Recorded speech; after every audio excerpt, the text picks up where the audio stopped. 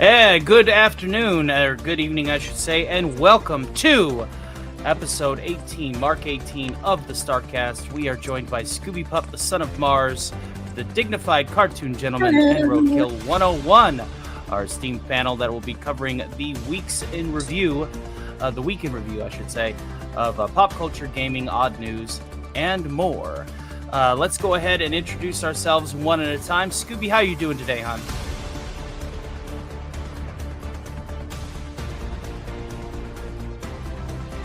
Okay.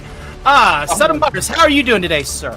I'm doing just excellent. Running a little bit late to get into the show, get everybody sorted out, but glad to be here. It's been an odd week, Tony. It's been an odd week at that. Understand completely. We're going to be getting into some odd topics, that's for sure, including the advent of Skynet and its horrid arrival into literally everything and anything. Joining us back for the second time in a row, first was a special guest last week, now might just be a regular panelist, the dignified cartoon gentleman, and by far the only other PNG tuber on our roster. How are you doing today, Digby? I'm doing very well, Tony. It's great to be here, and I think StreamYard is sexist for Scooby Pup, because she's been having some problems on this platform, and they silenced her as soon as she was on stage. So great to be here, Tony, and it's great to have Roadkill with us this Saturday. Absolutely, and speaking of which, we got the great Roadkill 101. Hail to you, sir, and welcome to tonight's show as our esteemed special guest, network aficionado over there on Noises. It is a pleasure to have you here, my friend. How's life treating you? Life's going well. Had a pumpkin carving party with the kids this evening, so I barely made it home for that, and glad to be here. Thank you for having me, by the way. And it is an honor to have you here. Digny and Scooby, they tied me up, threw me in the trunk, and made me be here. So, but I made it out, and it feels good. So thank you. Cool thing about being somebody of my status working for a supervillain is you pick up a few tricks of the trade with supervillains, right? You get henchmen to do the heavy lifting and hire people to come in as special guests. Scooby, are you able to greet us now, or are things still looking like this? Scooby Pup going once. Scooby Pup going twice. Oh, hello, Tony. I hope you're doing well. I'm Scooby Pup. I'm fantastic and amazing, and it's great to be here this Saturday night. It's nice to meet you. Pleasure to have Scooby Pup's impersonator on call. Absolutely, absolutely. So we are happy to have everybody here, and we are about ready to go ahead and get into it. Our good friends over there. Come on.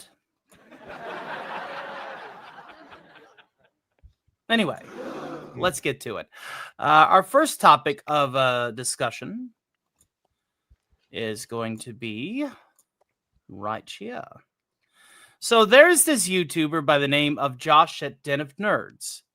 And this particular individual says that he owes Kathleen Kennedy an apology. I'm sorry. Are you fucking kidding me? Are you kidding me right now? So this was covered by the folks at thatparkplace.com, but unfortunately, the link to that article is unavailable because Lord knows that we have, if it is a one thing, it is most definitely another. So before we get right into it, let me just go ahead before we click this video. You can see right there, Den of flip-flops. Man was flip-flopping. So apparently this person was in our camp against the president of Lucasfilm, but he has some things to say. We're going to just grease over the video. We're going to react to the video. We're not going to play the whole thing because it's 20 minutes long.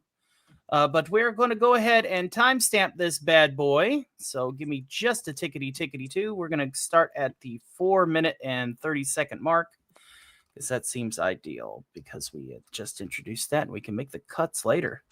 All right. So let's welcome our good friends, Kimberly Ann Hart, the great Rodimus Supreme. It's a pleasure to see you Dignified, also doing double duty in the chat and on the panel. It is a pleasure to see you guys. Hail to October Sky, Lord Dragneel, FKHC 2005, aka Tim the Enchanter. Tim the Enchanter is followed by Finch King. Hail to you, sir. Welcome. Lombardi 1969. He says, when in doubt, please push the shiny red button tonight. Hopefully I am still welcome here. I apologize. You are most definitely welcome here. What Snake? Are you okay? Everybody's welcome here, dude. You know that. Daniel Berry Sports Highlights is wishing us a happy Saturday. Likewise to you. Hail to Mary Stone. It is a pleasure to see you. Shrubby is throwing bricks at your internet box because, quite frankly, you've not been a hassle. Stop that now. I order you. We got Seabrew 1138. It's a pleasure to see you. Thrawn Kill KK still shares the blame. Yes, we are going to be talking about this in more of a depth. Brian, blessed voice, and your face, you passing Chuck Bucket. Good to see you guys here, one and all, and I'm glad that everybody is hanging out with us tonight. So let us go ahead and determine what is happening with Captain Flip Flop here as we go to the realm of I owe this woman an apology. What? No. I can't get over that. I can't get over that. When I saw that headline, I'm like, are you kidding me? Nope. Look at that. She knows better than I do. Yes, really. Like, what? That's a handsome man. I'm surprised. What? I'm surprised Clownfish didn't cover this too, or did they? Your guess is as good as mine? Nope. What are your initial thoughts, guys? Like, is this are we being trolled? Is this legit? Like, I'm still on the fence. I think he's on drugs. Yeah. Well, gotta be. Who's on first?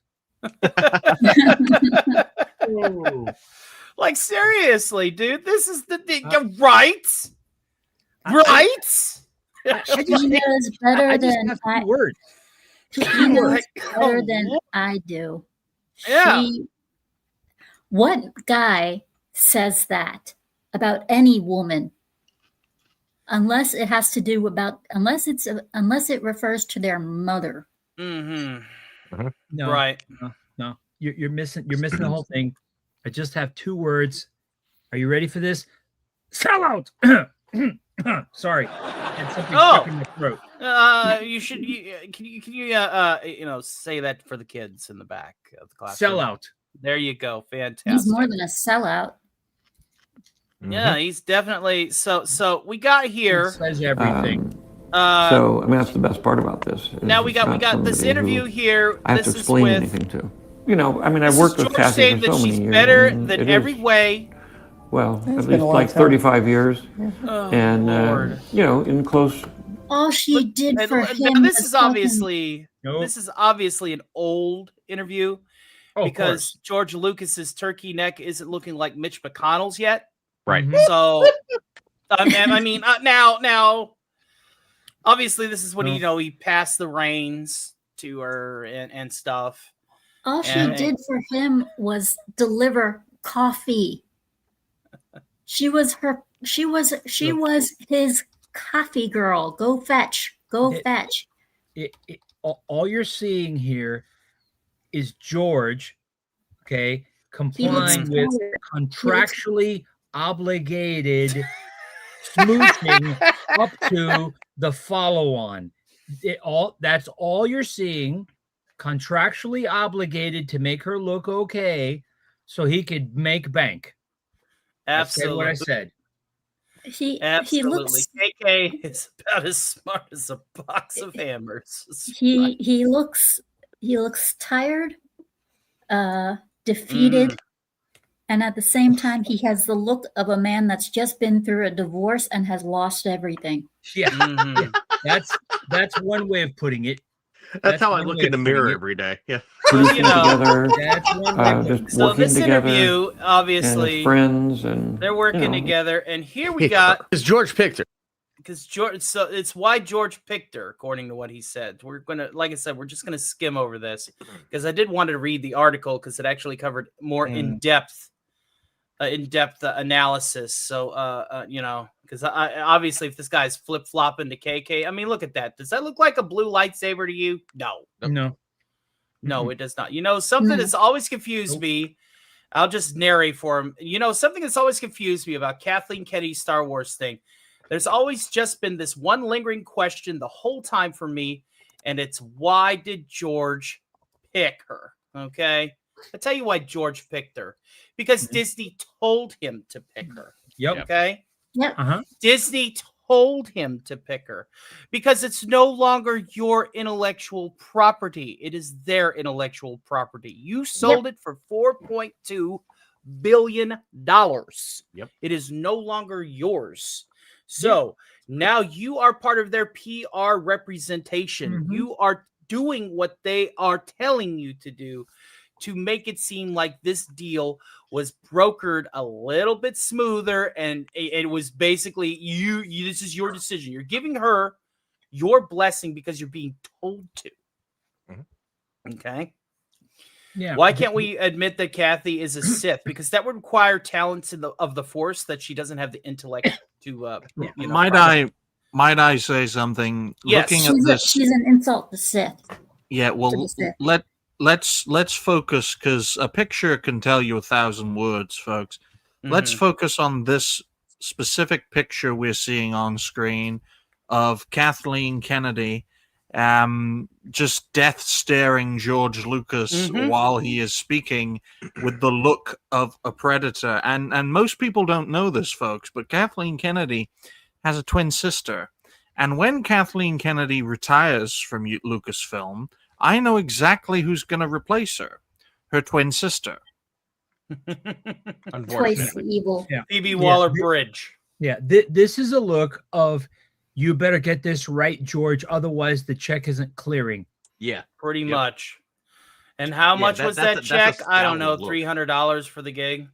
That's a put the fries in the bag, George look on her face as solution. Absolutely. Absolutely. Let's continue. I will orate this a little bit. Let's see here. We got, you know what I mean? Like, she was handpicked by George. You actually know the lore of Kathleen Kennedy. She's like, the story is weird because she is, look at this dude. This is the transcript off of YouTube. Really awesome producer lady that George Lucas handpicks. And then it's like the top of her height of her powers, so to speak. She goes dark side. A lot of us just thought, well, that's going on with Kathleen Kennedy, and that's why, look at all the knows. So many of us went so hard on her, you probably already know what this is about. In case this is clickbait, you are not quite sure the context. There's some crazy information out there now about Kathleen Kennedy, Star Wars, Bob Iger, and this all really began with Adam Driver. The Adam Driver conspiracy, ladies and gentlemen. The Adam Driver conspiracy. There was supposed to be a Kylo Ren special, and there were some people that flew drones over the studio in protest. I did see that. There's a lot of silliness going on. We might bring that article up just for context to explain that bit. But what I'm gathering from this, and when I read the article 2 nights ago, when I still had an article to read, thanks WDW, fantastic, was that Bob Iger was pushing Kathleen Kennedy to do this stuff. That's what this guy is claiming. That's what's being said. And is that Bob Iger is telling Kathleen Kennedy to put Phoebe Waller-Bridge in Indiana Jones 4 and knocking his 5 and knocking his fucking lights out. If you believe that, I have some very low-lying, semi-wet land to tell you. You only have to deal with clearing out the pythons. That's it. If anybody believes that, I got a bridge to sell you downtown, right? Yep. I got a bridge to sell you downtown. Does anyone know how old this guy is? Because everyone seems to look like old children these days. Well, that just goes into a whole new rabbit hole, which we're not going to get into too deep. But the era of the Disney kidult is well and good. The Disney kidult is here to stay. People that are, just 10 years younger than us are, being pandered to with all of the nostalgia debate from the late 80s, early 90s. Mm-hmm. Grown babies, all of them. Yep. When you go to a Disney park, you don't see a lot of families with their kids there. Nope. Nope. A lot of 5'5", 300-pound adult man and woman babies there in neon hair and nose rings. Yeah, they have LGBTQ parades at night. Of nostalgia. I mean, as soon as Snake says, can you send a link to upgrade my membership? I want to support my friend. If you want to support me, you can also support me on Patreon. We'll get you a link very shortly. If you can't wait, do me a super solid, and you'll notice in the stream description that a link to the Patreon is there, my friend. And if you are part of the R&D department or higher, or actually the management department, department manager, you will also be in the gold Discord when we reach 5,000 subscribers. So yes, if you would like to support me that way, because I know everybody likes to donate members here. It's constantly people trying to hey man, I want to do more than just be shield agent. I want to be Avenger or Defender. Mm-hmm. Listen, dude, I get that. And that's a good way to support the channel is with the Patreon as well. Hail to Noise Pollution out there. Hail to Jim's Landscapes. Good to see you too. Hopefully life is treating you too well. But yes, let's continue. So yes, man babies they're swimming in their pool of nostalgia. They're swimming in their pool of nostalgia. They're living blissfully ignorant of the hardships of the real world because to them it is true hardship. When you look at some of these kidults out here today that are going, ew, I don't want to have to do that. I'll get my hands dirty, right? Motherfucker, I worked a factory for 10 years. I managed Mickey D's for 10 years prior to that. Get used to getting your hands dirty. Well, those are the same folks, and I'm not going to name names of channels, but those are the same folks who got in with the swag into the Starliner Hotel. Yeah. Okay. And started, oh wow, this is the next best thing that the greatest thing next to sliced bread. And now they're bemoaning the fact that it's been repurposed. Because something somehow was dashed. And I'm like, guys, whosever idea it was to charge $6,000 for 2 people for 48 hours was out of their entire mind. Not just part of it, entire, from the cerebellum all the way to the frontal cortex. It was off the planet somewhere. Yeah. Never absolutely. Yeah. And these guys have built up a following of mostly that same demographic. They feed into themselves. As I said before, a picture tells 1,000 words. Just look at this freeze frame, folks. That should tell you everything you need to know about this content creator in question. I don't know if he's prominent. I don't know how he got one of my helmets, but we'll cross that bridge when we get to it. I know, right? It tells me he has no words, at least none that are coherent, and that makes sense. Now, from what I've gathered, this dude is a very successful creator. I think he's got like 200K subs. Wow. So he's doing an interview with AP where he discusses a Star Wars movie that he'd been trying to get off the ground for multiple years called The Hunt for Ben Solo. And this is what was protested via drones over the studio whenever, it fell through because the contract fell through. It's not going through. And so there's all of these people out there that are swearing up and down that they want that. And we'll break off here in a little bit, but let's just go down the line a little bit. Let's actually get to his Kathleen Kennedy apology, because he is an apologist, apparently, among other things. Oh, blank. Here's a couple other things that'll blow your mind. I've heard that there was a Bane series. There was going to be a streaming service or something for Disney Plus, that it was going to involve Darth Bane. Bob Iger said it was too weird, too fringe. Kathleen Kennedy wanted to do Old Republic. She wanted to do an Old Republic trilogy. Now this is the kind of, it's on the record stuff for the course. So basically what I'm gathering. She wanted to bring in this is going with his apology. He was like, well, there's this group out there, right? There's this group of people out there that are like, bring back Legends, bring back the EU before it was called Legends. It took you to a PayPal address. Okay. Yeah. I swear to God, if they bring Revan into it, I'm going to be so pissed because he is my favorite fucking character. It's probably for the best, because if they couldn't even get Plagueis brought in right, you can't expect any of this stuff to come into existence correctly. They won't care because they know people will see the words. They'll see the words Star Wars and they'll come and watch. Only for about 5 minutes and then they'll tune out. That's enough for them because they'll still make the money from people buying the tickets. What does Roadkill think? It's diminishing returns. Roadkill, speak up so far. Let's get your opinion. My opinion, I don't have much of one on this. I think there's a D word for this guy that I'm thinking of, but but other than that, I don't know where I want to go with this opinion. So I'm just gonna kind of take a little bit of hands off on here and listen to you guys, because I don't know where I land on this. I have an idea, but I just don't want to be crass.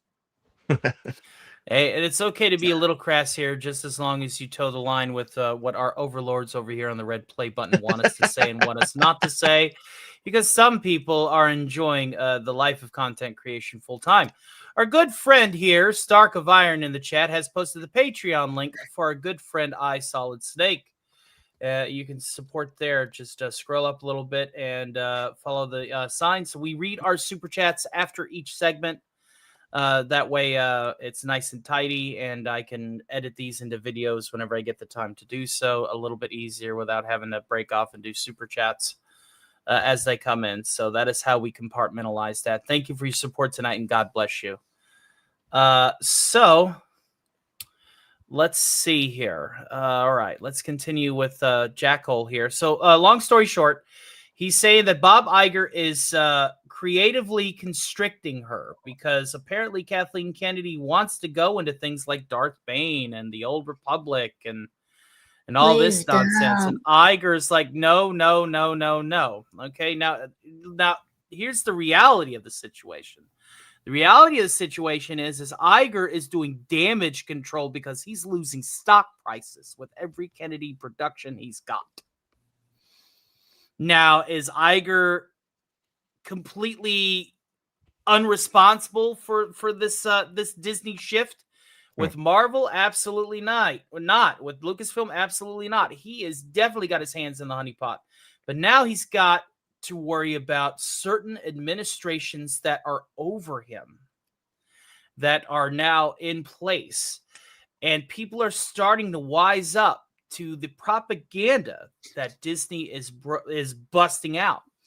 And people are like, yeah, no, this isn't going to fly anymore. Nope. I don't want to take my kids to a park where the Disney princesses have thicker beards than I do. I'm sorry. I just don't want to do that. I don't want to do that.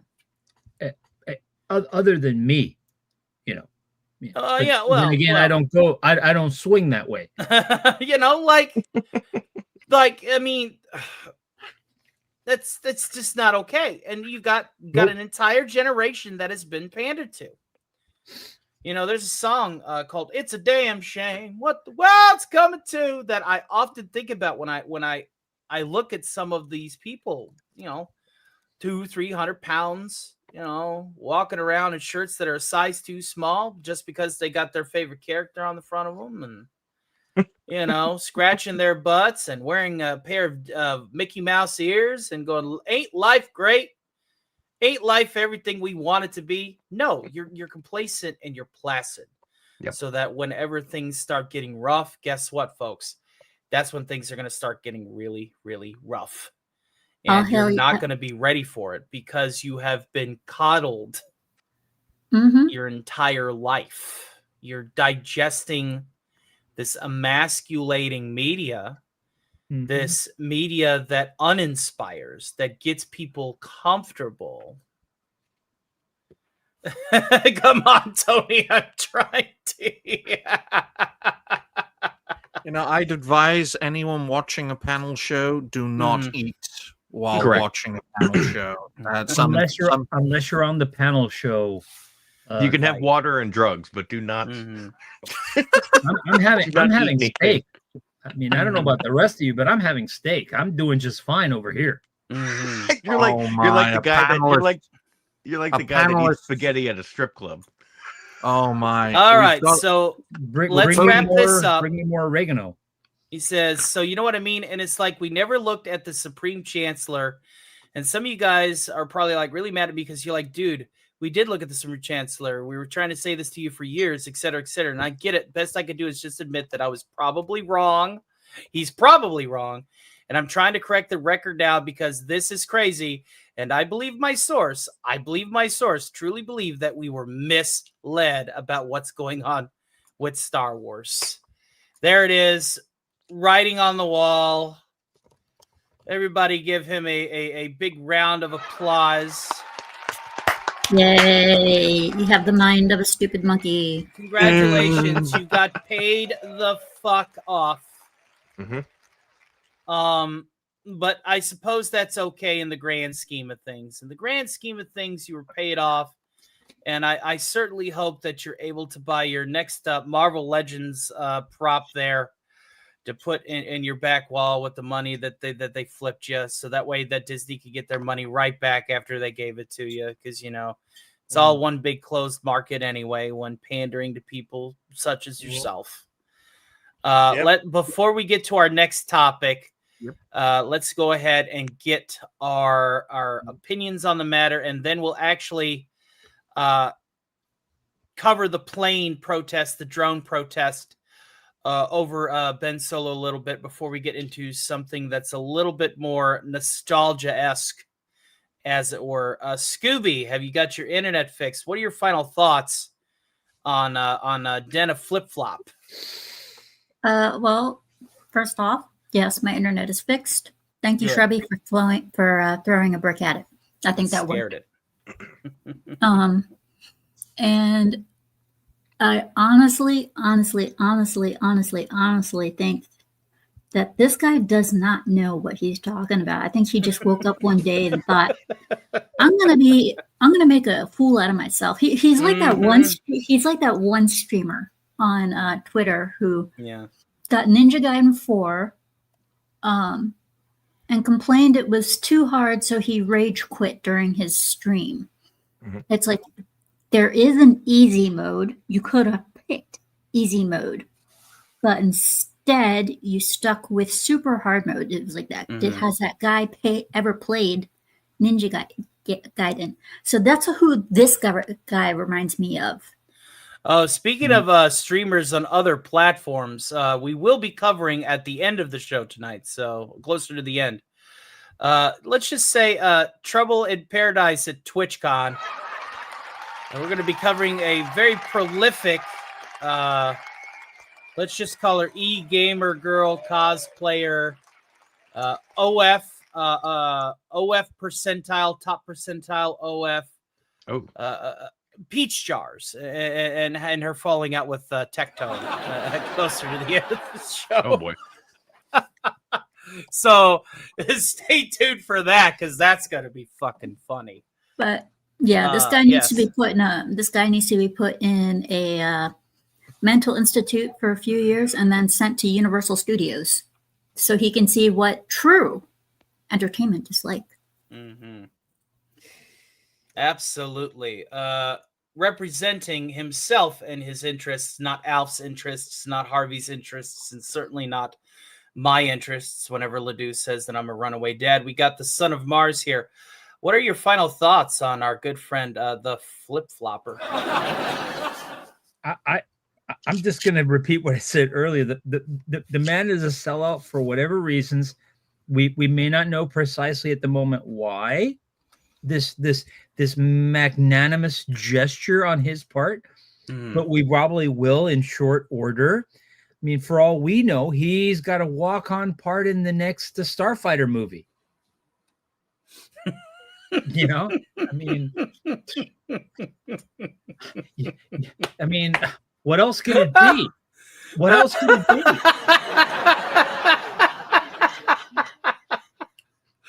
I need a minute. Dignity, fill the air.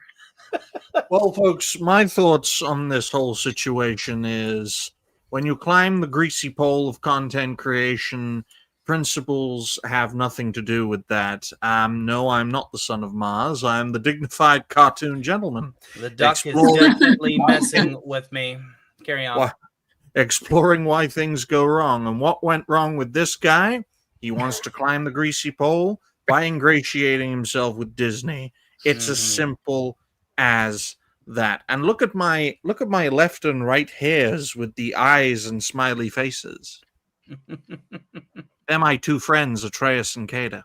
No, I see. I think he wants to do a little bit more than climb the greasy pole. I think he may want to do something else to it too. That's a little bit more gratuitous.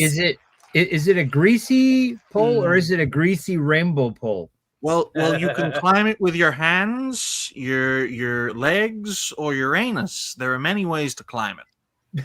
Well, I mean, the rainbow pole would make sense considering in Disney World and Disneyland, once they reach a certain time at night, they hold Hey, come for your children. No, they hold gay pride parades. That's what I just said. Oh, I didn't hear you. No, I said they come for your children, and then I said, that's what I just said. But Roadkill is still unavailable. He is back. Here he is. Are you back? Okay, cool. What are your final thoughts on this particular piece of news? And hail to Eugene Bird in the chat. It's a pleasure to see you. Hopefully life is treating you well. Are we still speaking about the gentleman that flip-flopped? Yes, we're actually getting our closing thoughts on that.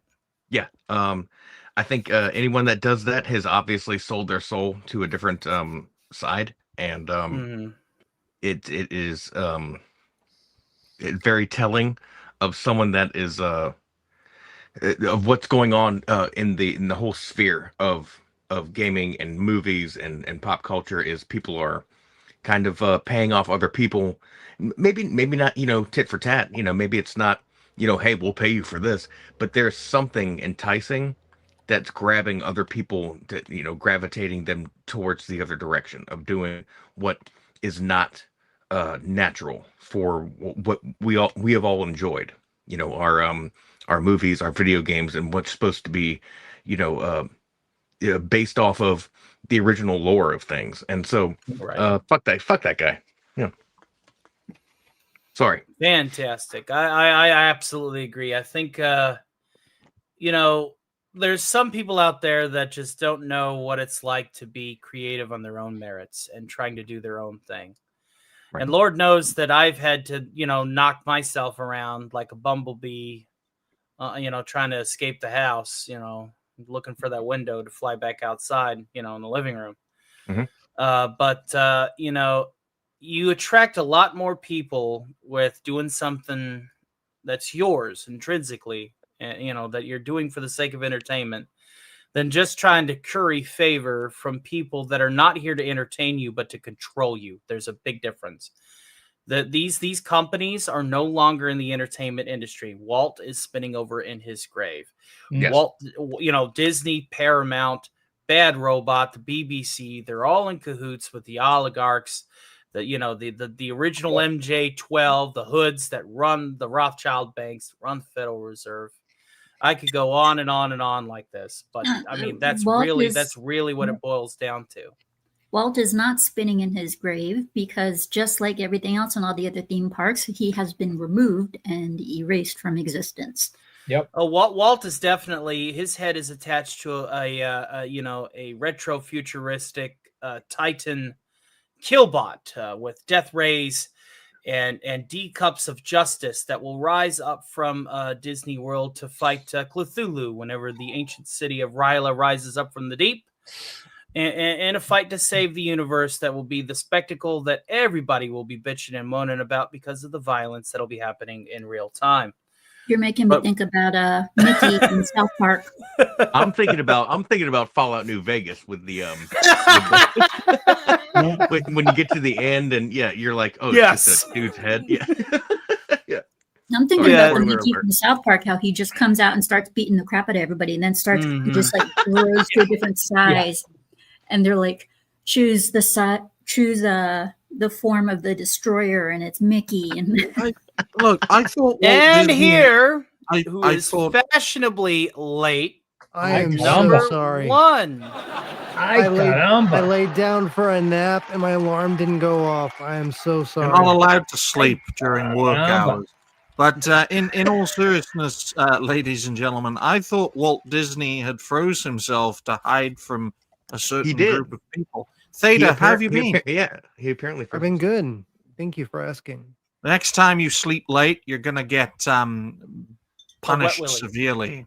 What do they call that in the restaurant industry? In the restaurant industry, they call it a no call, no show. Bring out the organic carrots. Yeah, I've been working on my my chest armor for Halloween, so I was gonna lay down for a nap and next time we're gonna end our first topic. We're gonna end our first topic at 37 minutes on the dot. So that I can properly edit that. And we're going to go ahead and get into our context article simply because I love you, WDW Pro. I do, but why did you take that article down? Bruh. Yeah, I saw that. Bruh. I think, well, we know the precedent for companies taking articles down, and that's usually because the information they reference, they find out later on, isn't true. All right, so let's get a DMCA request.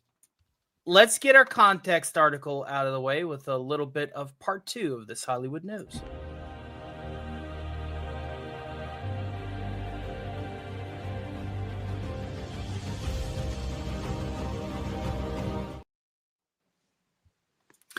Star Wars fans fly a plane over Disney Studios demanding Bob Iger, quote, save the hunt for Ben Solo, end quote. Do we really?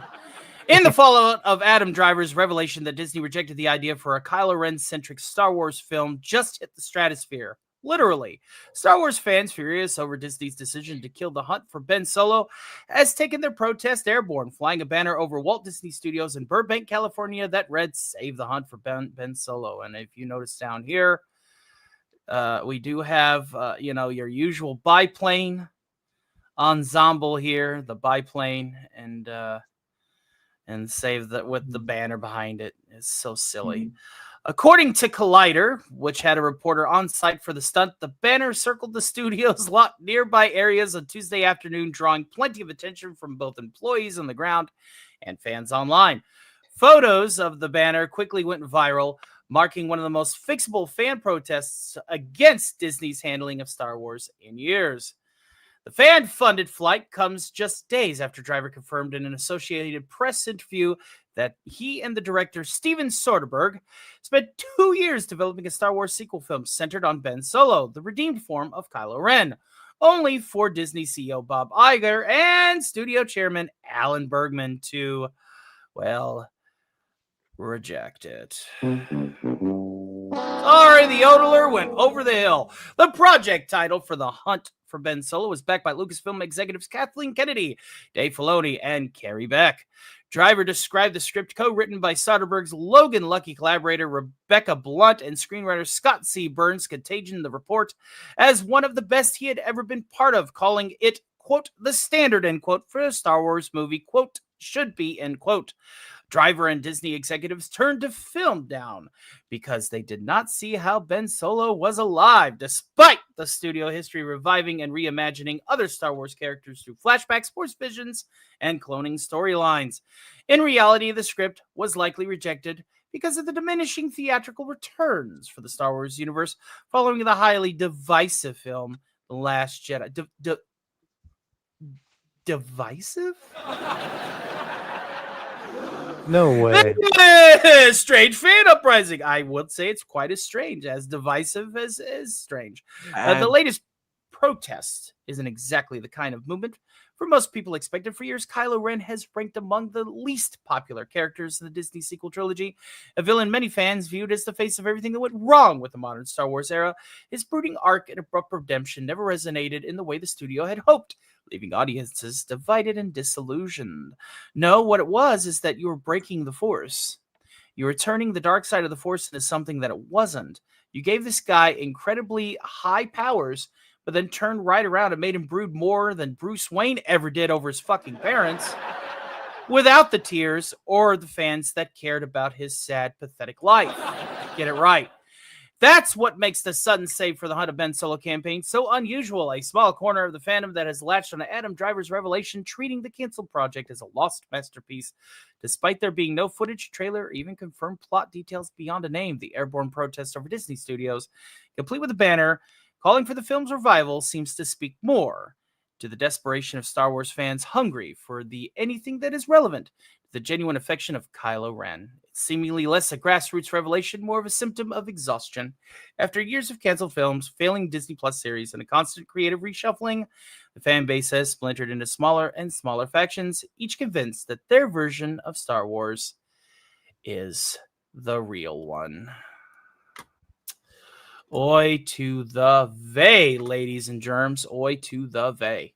And hail to Gap After Dark in the chat. It is a pleasure to see you alongside Sakramita. All right. So what are your thoughts, ladies and germs, as we discuss this in detail? It's a multiverse, you know? It's just another multiverse. Hollywood can't think of anything else, so, you know, throw a multiverse on it. So we're going to the world between worlds again, are we? No, yeah. Lord of mercy. I thought we had this conversation, Theta. Yeah. We've discussed this. Oh, heavens to Betsy. Scoobs, what are your thoughts? Again, now that you have the context of our Kathleen Kennedy apologist. Why?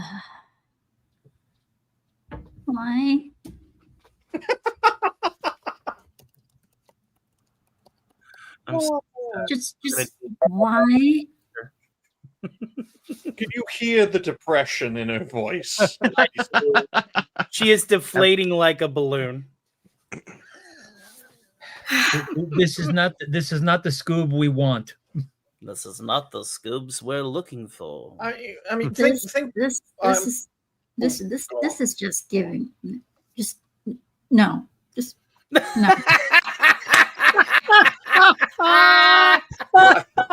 Can you do that? Can you do that again, Scooby? Yes, we want to clip it. We'll give you a little bit of time. Just do it again. Don't put it in. Put some do it again. Do it again. No, just no. Oh, heavens to Betsy.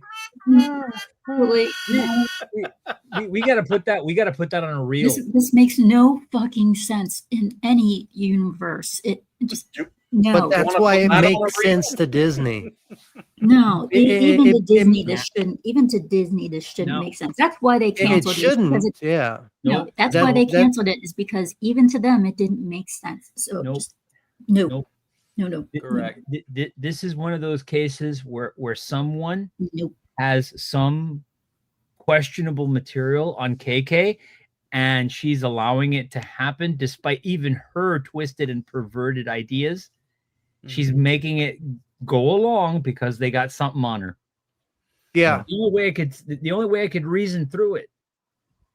Because expand on that thought, if you would. Expand on the thought. It's like only in a meth-driven, over alcohol-fueled fever nightmare,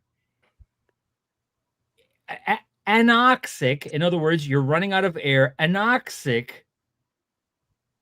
I cannot use it enough. Just say no. No. Just say no. Just say no. That's it.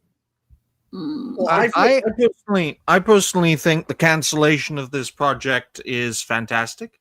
It's good to see. It's good to see that Disney are finally realizing that the less they have to do with Star Wars, the better off it will be. They should have taken that perspective from the start. Though what I find very interesting is you can tell the Star Wars franchise has fallen through the floor because before Disney Star Wars, Andy Serkis was a Hollywood A-lister, and after Disney Star Wars, the only jobs he can get is playing villains in indie games. That's literally how much Disney Star Wars ruined his career, and he played it very well, right? Renoir in Expedition 33 is a fantastic character, and hopefully it will help revive the career of Andy Serkis, because after playing Snoke, that really, I think that really damaged his career. He's not the only one. I can only think the reason she is still around is because she knows where all the bodies are buried. Correct, of course, of course. I mean, look at the cast. Who other than Oscar Isaac has any sort of a substantive career after that? I still can't call it a trilogy. I still it's the Game of Thrones effect, but at least with Games of Thrones, we had about 4 great seasons. Okay, literally, the legacy of Game of Thrones led to almost the entire cast not having a great career after that show, and the same is true of the Disney Star Wars trilogy. Right. I know Son of Mars doesn't want to call it a trilogy. Unfortunately, it all got made and released, so technically it is a trilogy. Fine. I mean, this. I'm sorry, but at least the prequel trilogy was good. For the most part, yeah. It was acceptable. Yeah, because it still aligned with George Lucas's original, the Tales of the Wills. There you go. Not only that, though, is he actually took part in the making of those. Well, yeah. I mean, it was his story. I mean, he Roadkill. You're sounding a lot different. I know. On the other hand, that just no. Why do you sound like a woman and an old guy at the same time? I was about ready to play a clip.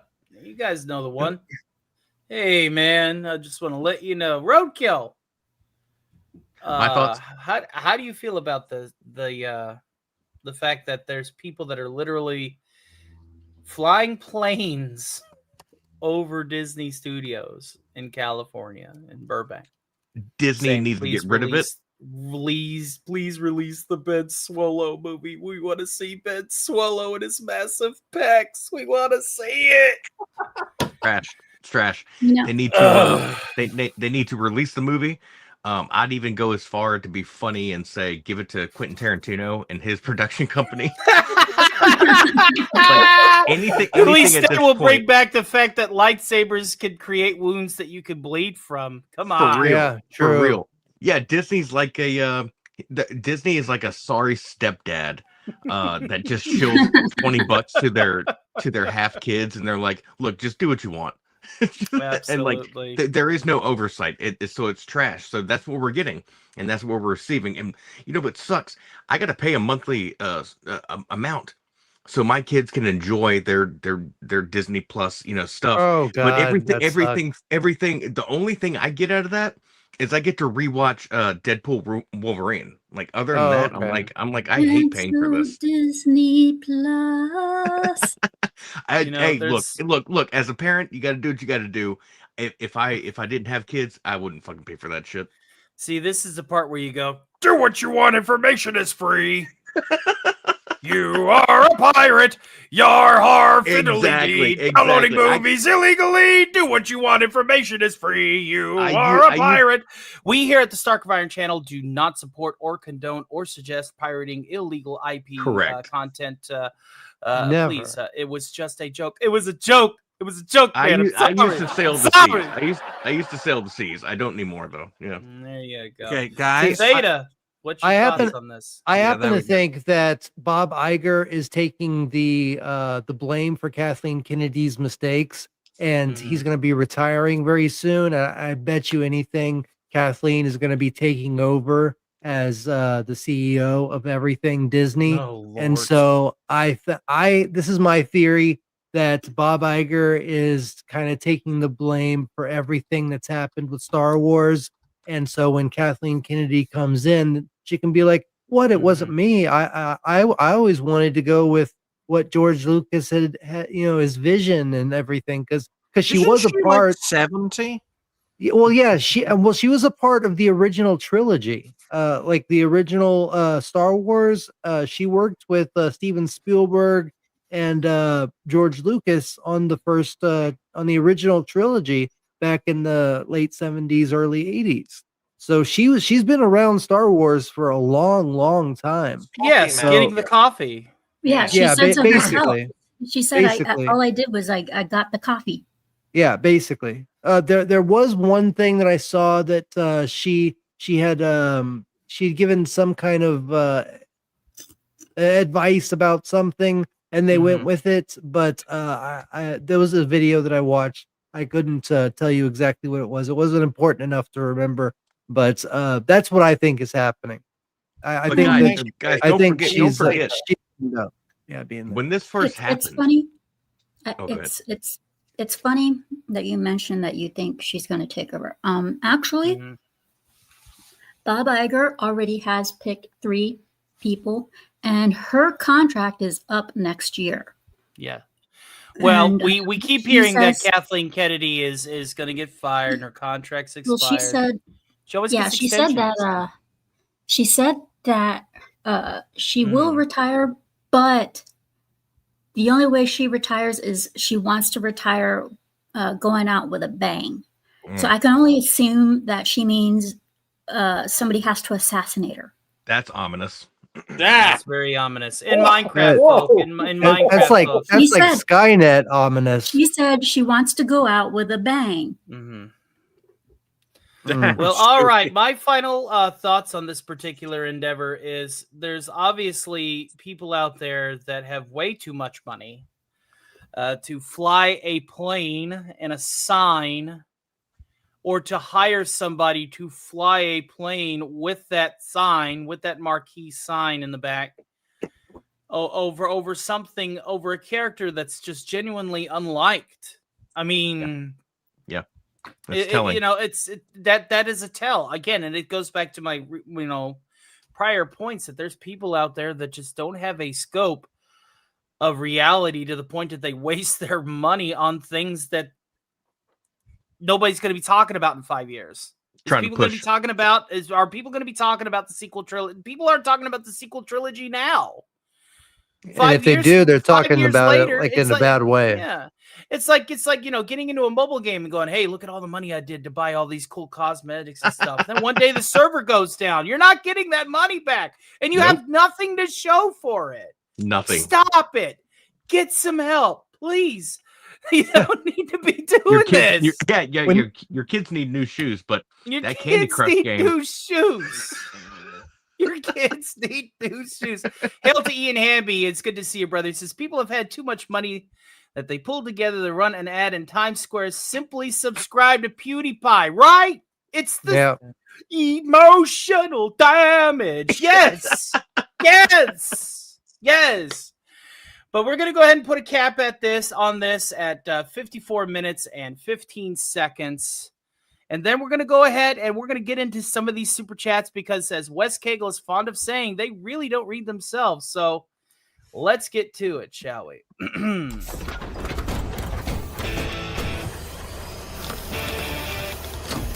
Mr. Stark, it's time for some super chats. All right. I Solid Snake with a very generous $9.99 super chat. Hail and thank you, sir. He says, "Hey, Tony, sorry last stream I was eating shroom chocolate." Well, you didn't share.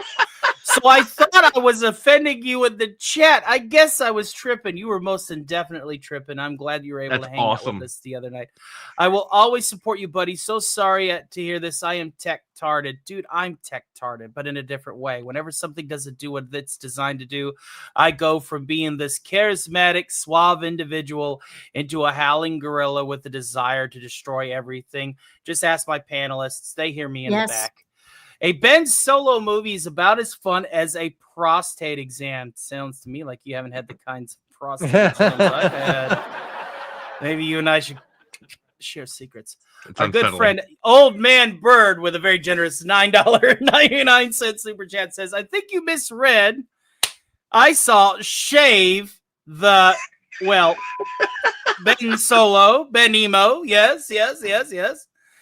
Solid Steak with a very generous $4.99 super chat. That is, you are almost at the producer level tonight, buddy. Thank you, and God bless. He says, here's some more, buddy, just supporting my bud. Thank you. Hopefully you got to that Patreon link, and hopefully you were able to figure out what to do. Just keep an eye on when your membership expires, and then you could jump in on a membership at a higher level. Obviously, where I'm a small timer, I'm not going to be the kind of person that's going to go, hey, my gifted memberships are going to be the mid tier at $9.99 a piece. Why? Because that's just dumb. Gifted membership should be at the low tier, and quite frankly, with all the stuff that I do just for Shield agents on my low tier, with the watch parties that we have on our Discord, and the opportunity to jump in on my gaming panels when I'm playing games from the Discord, you know, $2.99 a month to me is a blessing. Thank you guys again for all of the support. We do also have a $20 mega chat coming in hot and heavy. I will not divulge the name. Thank you. Ooh, that's my real name in there. That's my real name. Yes. What? Roadkill 101 with a very generous $20 mega chat. Hail and thank you, sir. That is going to be going towards the MegaCon as the PayPal is locked. Tony, don't touch the PayPal. And this is to ensure that I'm able to meet up with my friends down there at Con, as well as when we exceed the $3,000 goal of just my expenses. Any money that I get over that is going to go towards anybody else in the cotton that needs it, alongside Snowdub. Snowdub and I are very serious about putting this together so that everybody can get down to MegaCon in Florida, and everybody's got a nice place to bunk up. Wait a minute, we doing a meetup? We're doing a meetup at MegaCon, yes. I was joking. There's a thing with Digny that I'm trying to start with doing a network meetup show where we just go we rent a couple of trailers in a trailer park and have a bonfire. The generosity from our good friend Roadkill says, I only date small black women from Canada. Period. Is that because they're your customers for the taco truck? Is that what that ain't a Roadkill. That ain't happening. That ain't happening. If you try to make that happen, I'm sending Lilith off to you. Oh! Don't you dare. Don't you dare. Oh, the plot thickens. I will run. You'll find me in Mexico living with some old woman. That's why we keep some dangerous lunatics in the network in case anyone steps out of line. Do not release Lilith off to you. Oh. And during the super chat break, thank you guys for waiting till the super chat break. We've got Shrubby 1989 gifting 2 unicorns, and followed with Old Man Bird gifting 2 unicorns. That means we got to play this 4 times. Oh wait, I don't have it loaded on this side here. Ugh. No, they're coming hot and heavy with a few more because they know that I loaded up on Benadryl at Costco. Oh, of course, of course. Let's just load the clip in here, and we'll acknowledge that before we get to our next topic. Let's just see how many are going to be around. 3, 5 unicorns. 1, 2, 3, 4, 5. 5 unicorns. Oh, Lord of mercy. Thank you guys for your support tonight. God bless you. Let's go ahead and play this not once, not twice, but 5 times. 5 times. Say it again. 5-time WCW champion. Unicorn!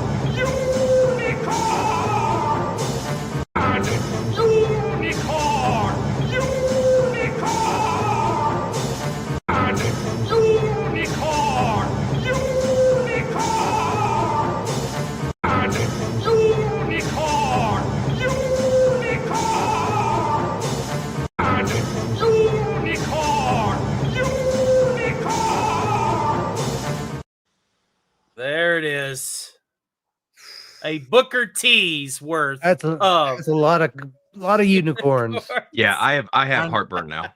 Did you mention? Did you get a Booker T reference in there? I did put the Booker T reference in there. Yeah, nice. Well, that's better than the other. That's better than the other Booker T reference. But Roadkill, if you bring up if you bring up the meetup idea for the network again, I'm getting Furious Dan and Lilith on you. No. I'm creating a story. I'm creating a story, a joke. It's a joke, and if it does happen, hell yeah! But I am a joke. That's not a joke. Roadkill. I'm sorry to derail things because I know Tony is a quintessential professional, but Roadkill, I am the Lazarus of content creation. There's no getting rid of me. Okay. Yep. No getting rid of me. No, I like the idea of doing a meetup, but everyone's like, dude, then we'll do a meetup with you, Furious Dan, and Lilith. Oh, great! All in one bedroom. No. Yeah. We'll get one hotel room with one bed, and it'll be awesome. Good to see you too, Wallace Lang. No.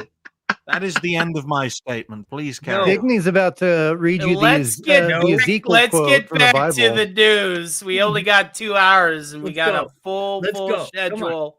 Here's a little bit more of some Hollywood news, and this, of course, is also playing to the nostalgia bait for us older folks. Early millennials, Gen Xers, and stuff.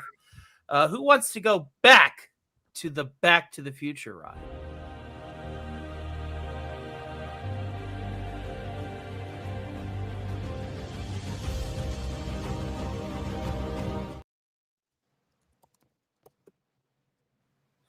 Back to the Future ride. That's right. Bob Gale is swearing up and down that he wants Universal Studios to bring this bad boy back from the dead. And while that's a great plan, and I'm here for it, and I'm absolutely here for it, I am too. I don't think it's going to make the amount of money that he intends on making from it. This is also, again, courtesy of my friend WDW Pro and that Park Place. So let's get right into it. Let's see here. Bob Gale, co-writer and co-producer of Back to the Future, recently made a suggestion that has fans buzzing. During a special event celebrating 40 years of the beloved film franchise, Gale floated the idea of a better writing campaign to bring Back to the Future the ride at Universal theme parks. The event, titled Back to the Future 40th Anniversary Screening with Bob Gale, took place on October 21st, 2025 at Universal Cinema, AMC City Walk in Hollywood. Exactly 10 years after the future date of October 21st, 2015, featured in Back to the Future 2. According to a post by Screen Rant on X, Gale suggested a letter writing campaign to bring Back to the Future the ride back to Universal. Of course, it was entirely possible that he was joking, but the comment gained traction when it was reposted by the official Back to the Future account, fueling speculation that a revival could be possible. They could do worse. There's a pent-up demand for Back to the Future now that it's apparent that they aren't going to reboot it and shouldn't. Thank the Lord. The ride would be a smash hit. What was Back to the Future the ride? We know what Back to the Future the ride was. We don't have to get into that coverage. But I will say this much. As somebody who was lucky enough to write it within its last 6 months of service. That's awesome, man. I'm going to tell you something. I was in the second row of the moving platform, and it was gorgeous. It was absolutely gorgeous. It was so immersive. There were so many TVs. I'll just tell you guys about it. There's so many TVs that had Doc talking about certain technologies and stuff that he got from the future to help expedite development. And then there was they had Tom Wilson dress up as Biff at 1955 Biff, right? So he had the loose silk shirt on and stuff. He had the hair, he's breaking things with a crowbar, knocking people out, going, I'm going to steal his DeLorean all throughout the waiting line. All throughout the waiting line. It was so cool. And awesome. There was basically it was all miniature sets and cameras on that. Cause whenever I actually look back at it, And it's like, that's miniature sets. The T-Rex, it was all miniature sets. They were flying the camera over it. It was just so cool. And it's some of my inspiration for green screen layering that I do for a lot of my streams today. That kind of green screen layering, the VHS quality, like flickers and magnetic tapes and magnetism and fuzz and all that stuff like that. I've always loved that aesthetic. And I owe that to Back to the Future, the ride. But unfortunately, I'm looking at this from a money-making perspective. If they brought it back now for the 40th anniversary, they would just tear it down, and then there would be a hype for it on the 50th anniversary and the 75th anniversary. And it's just going to be diminishing returns as, more and more technologies start to streamline. Mm-hmm. And it's just, no, I'm not upset. I'm not upset. Calm down. They also did another ride where they rebuilt the entire city of whatever city that it takes place in. But they had the clock, they had the clockwork, they had the clock tower, they had the pool, they had like the entire city where Marty comes in at first. And they had actors that played out parts, and they had Marty in there. They had Doc Brown. They had Biff.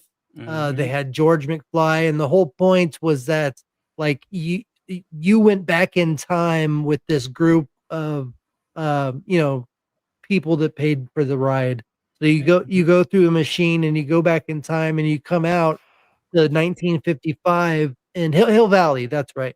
And you get into Hill Valley, and so you just wander around, and there's actors all around, and you interact with them, and you interact with Marty, and like you're trying to like get him to get his father back together with Lorraine because he's in love with Marty.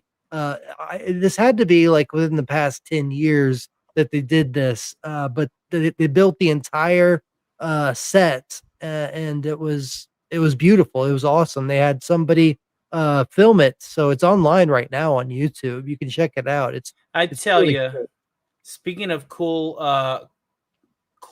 immersive rides and sets and shows, the Ghostbusters show. I did not have the opportunity to sit in on that one with I would have loved to see Louis Tully. Selling Ghostbusters franchisees. Like, it starts out with him going, yes, if you just make the low payment of the franchise fee, we can get you guys set up with a firehouse of your own HQ, your containment grid.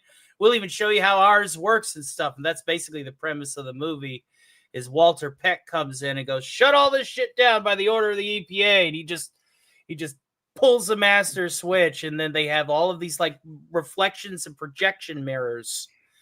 And That's like awesome. And like there was like practical effects and then reflections of like the proton streams and stuff and the lights.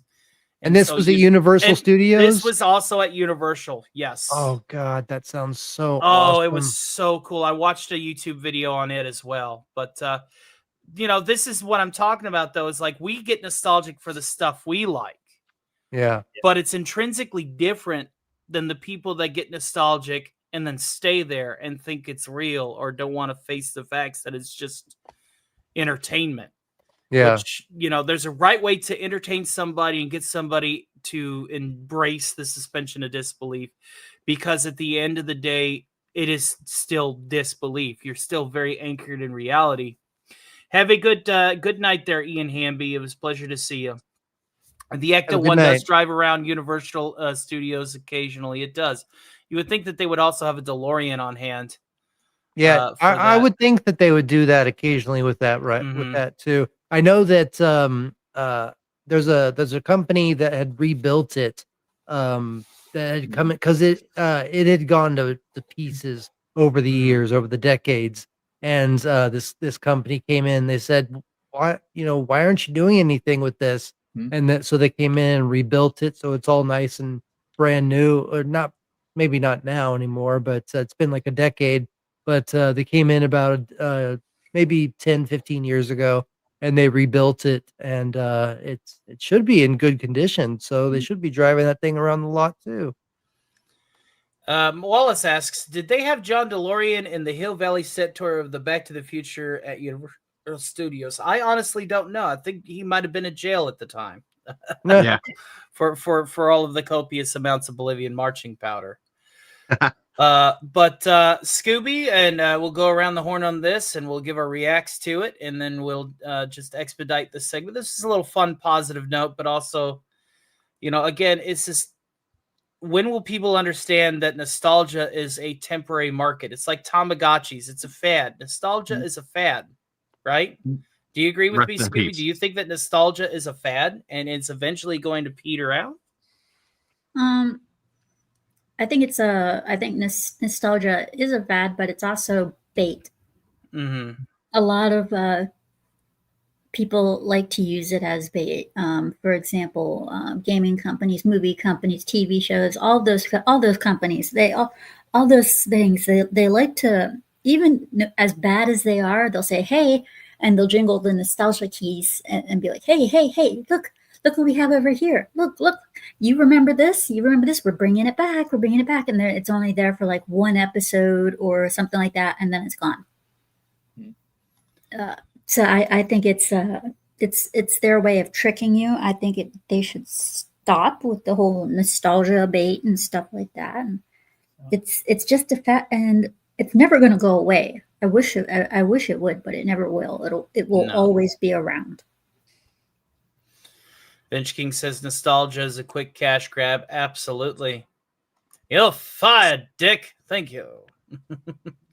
I hate these studios that let the movie cars sit and rot. Yes, I hate star car graveyards. Back when Disney World was still a get to go to, I got to see like the Roger Rabbit dip truck, the ship from the Flight of the Navigator with its windshield busted, all that stuff on a tour. We were taking a tour, and it was like all these star cars just sitting. The grass was claiming them. They were being sucked back into the earth. It was relatively depressing. Like, why would you do something like that, man? That's just... Marcelo, how do you feel about this particular article? And I confess, a little torn. As much as I would like that ride to come back, I don't think it has enough traction to stick around. Exactly. Okay? I'm in agreement with you there. I don't think it has enough traction to stick around. The whole concept of member berries and stuff like that, it's eternal. It's not going to stop. I mean, just recently there's a show with Tim that obviously, Buzz Lightyear. Right. He's got a new show, and they've been bringing back people from his past shows. They brought in, his wife from, Last Man Standing. They brought in the whole cast pretty much from, I forget the name of the show now. My God. But they brought, everybody from the show back in the 90s. Tim the Toolman Taylor. They brought him back. Oh yeah, recently.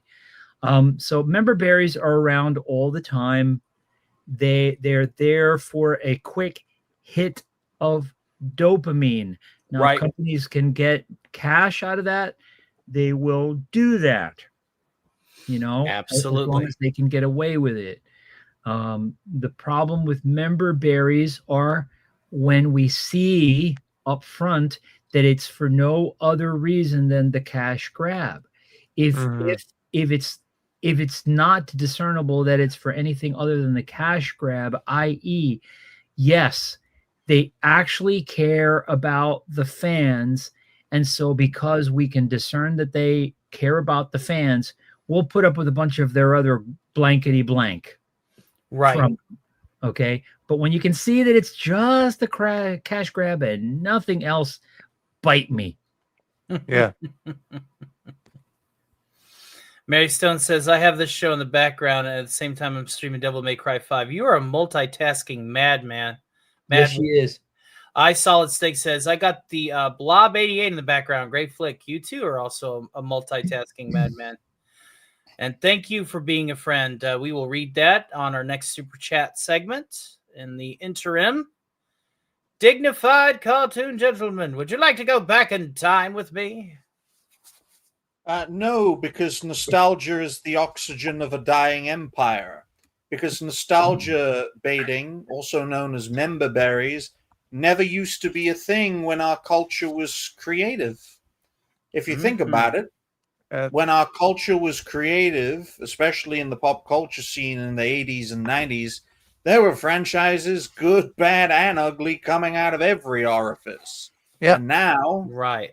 Now we can't seem to create anything in the West, and the rare exceptions that we do, it's either mostly bad or very, very rarely good. Yeah. And the example I'm going to use, although it's not a movie example, would be Clair Obscure Expedition 33. Literally the game that proved that turn-based role-playing games do have a future. The same type of game Square Enix has been trying to tell people for 20 years. This kind of game cannot be financially possible or profitable anymore. Right. And they just got proved wrong by a group of, a few dozen people, which just goes to show, folks, nostalgia baiting, it is new. Member berries are new. The term for member berry came from South Park. Okay?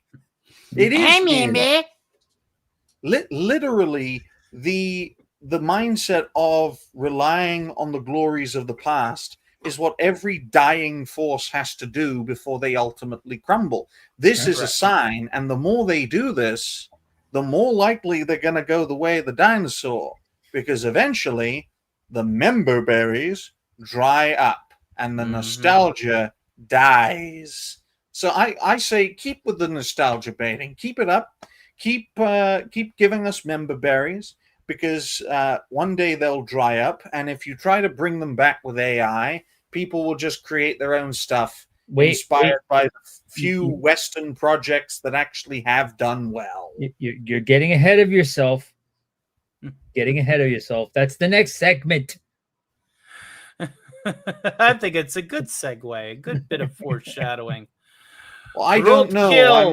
I'm doing this John Wayne style, off the hip. John Wayne style. Roadkill 101. John Wayne style. I'm more of a Warthog and Sweet Tooth player myself, but Roadkill's a great car. How do you feel about the state of nostalgia and why it's still being industrialized as it is? And would you go back and ride the Back to the Future ride if they rebuilt it? So with the whole nostalgia thing, guys, I think we stand on a little bit different ground, because it hits me in a different way, and that's where I could be considered a marketer's wet dream, is because I don't fall into it, but I pay attention to it, and I'm like, what are these guys doing? But also, if you're going to re-release Back to the Future in the movie theaters, and I now have a kid that's old enough to go see it, they know what they're doing. They know that the people like us are old enough to go, oh yeah, I remember, and they're going to want to experience. Yeah. I want my kid to experience it that way, rather than it is a cash grab. I know exactly what it is when I see it, but it is for someone like me that they play on your heartstrings. And that's what I hate about it, is that they don't care about it. They don't give a shit about the franchise or anything. They're just like, you know what? Let's do this. We'll make some money. And it's bullshit. It's like, what the fuck, man? And so that's why I got to pick and choose my battles with this. Right. There's certain franchises that, I'll throw them a few dollars, but then there's other ones where I'm like, nah, fuck you. I see what you're doing. Right. Yeah. But no, and nostalgia is something that, yeah, I mean, as a collector myself, a collector of pop culture from the 80s and 90s, whether it's video games and movies or music, I'm very into that. But you have to be you have to research your shit. You have to kind of like pay attention. Read behind the behind the scenes as far as what is this sort of thing. But no, nostalgia is hard for me, and just like someone else on the panel was saying, I don't know them very well, but like they were saying, I'm kind of half and half on this. It sucks, and when people are stand their ground, as far as no, fuck you, good for you, because I know what it is too. Wait, but I like to pick and choose. Now, I never went to Universal Studios. I've been to Disney World twice, and each time my parents never went to fucking Universal. And I was like, God damn it, dude. I want to get on those rides. And we never went to Universal. So I don't know. As an adult now, I'm kind of like looking around the room quietly, and I'm like, I don't know. I'd go. I gotta say, I might go. No, I'm joking. I won't go. But I'm saying that if I had the chance to, like if it was like given to me for free, I'd be like, Right. yeah, I'll go ride that shit. But anyway, nostalgia is, to me, yes, it is new. You guys are absolutely right. It is a new like marketing scheme, and they do play on your heart and soul. They do. People our age, they're like, hey, remember this? You want this? And it's like, yeah, dude, it's like a drug dealer on the corner. It's like, hey, kid, you ever tried this? That's And a it's good. like, Yeah. Hey, first hits free. Come on. Exactly. Or like someone, I've never been addicted to it or anything or tried it even, but it's like being clean off of crack and then going on the corner and some crack dealer's like, hey, remember this? And it's like, Yeah. dude, don't do that. Don't do it. Don't do it. Have a good night, Lord Dragneel. It's tempting and it's rude, and fuck them for doing it, because they're not doing it for heart reasons. They're doing it for monetary. Yeah. Hey, Yeah. you want an Atari 2600 game? I got a whole bunch here. Yeah, I got Exactly. You imagine just some dude in a fedora and a trench coat. Instead of like all the drugs on the inner pockets, it's like, Combat and Grand Prix and Kangaroo and Donkey Kong. I got Pitfall for you right here. I got lost luggage here, real rare piece. Never played. Exactly. Never played. I gotta tell Kronos you, is right like, there, oh, that shows my age. Kronos is like Pitfall. What the hell is that? But yeah, I would definitely go and I mean, I never got a chance to go to Disneyland, Disney World, any of that stuff. The only thing that I finally got to do when I was engaged was go to the Star Trek Experience and Museum, and we got like the Admiral package and all. I've told you all about this before. Going behind the scenes and meeting the actors and seeing how the ride works, stuff like that. So we got like to sit in Quark's bar and get a free meal and drinks, all sorts of stuff. We got like a package deal. But anyway, I would definitely go check out this ride. I think it would be awesome. But I think that there should be more theaters that play old movies, so that when we take, if we have kids, we could take our rides. We could take our kids to the rides and the movies of the originals, like Alamo Drafthouse. They have weeks where they play, like they'll play The Thing, or they'll play Back to the Future, the entire trilogy. They'll play Ghostbusters. They'll play all the classics. So we should encourage theaters to open up that actually play these older films that are actually good, instead of Hollywood banking off of nostalgia and getting kids hooked on this. I mean, because it really is. It's like crack. It's bad for you, and it's gonna get you hooked on crappy films. You're not gonna know what good cinema is. You're not gonna know what good acting is, good writing, all that shit. So we really need to bring back theaters that are gonna play the classics and introduce kids to real good cinema, real classics that they Quality can really cinema, enjoy. as the meme goes. Exactly. That's Quality what I'm for. Mm-hmm. Absolutely. And that's what we need to do. We need to stop worrying about what others have done and start worrying about what we can do. And, until they can, a wise man come once back. told me that the hardest part is of a 3-step program is being the change you want to see. Yeah, I've heard that guy say that somewhere. and I think maybe it was this guy. I'm sorry. Let me just call Lilith 1 second. Yeah, wait a you minute. just sounded We like don't have Lilith. to get violent. Hold on. Don't have to get All right, violent. you know what? Let's do this quick skit before you cap this one off. You want? We'll do this. We'll do this live. I'm sorry. Can I say something? Yes. No, hold on. Let me get the right sounds. Let me get the right noises. Here we go.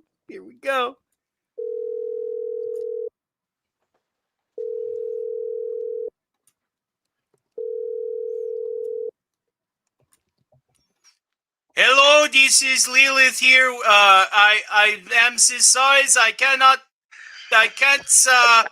comes to phones right now.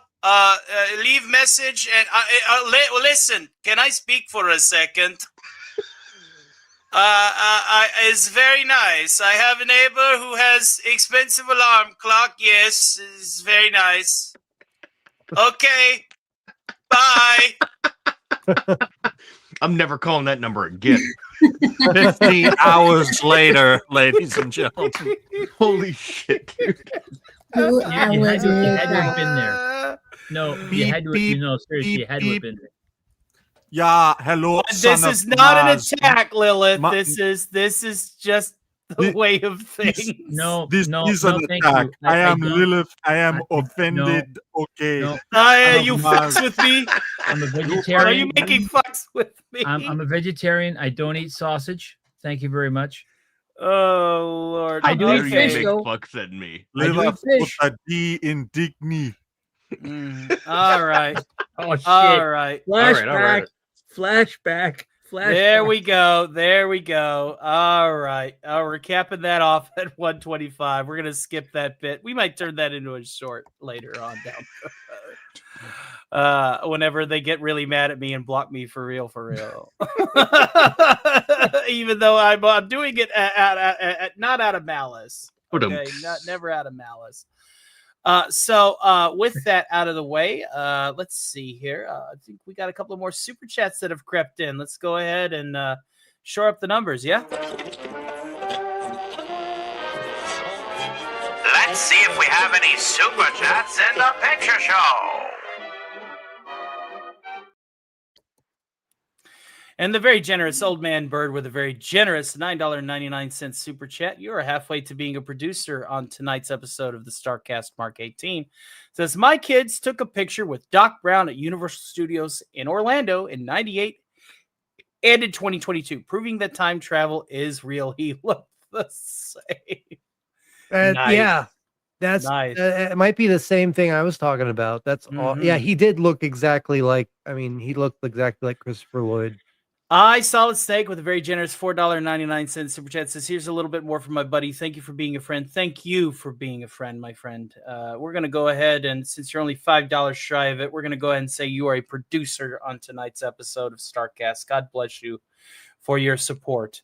Old Man Bird with a very generous $1.99 super chat goes on to say, borrow money to go. He wants you to go. Universal is indeed the shit.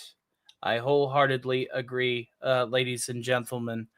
And at the 1 minute and 29 or 1 hour 29:30, let's get into some gaming news, ladies and germs. Some gaming news. We're gonna start. I hate to say this, but with all of this stuff going on, the robots are silently moving against us.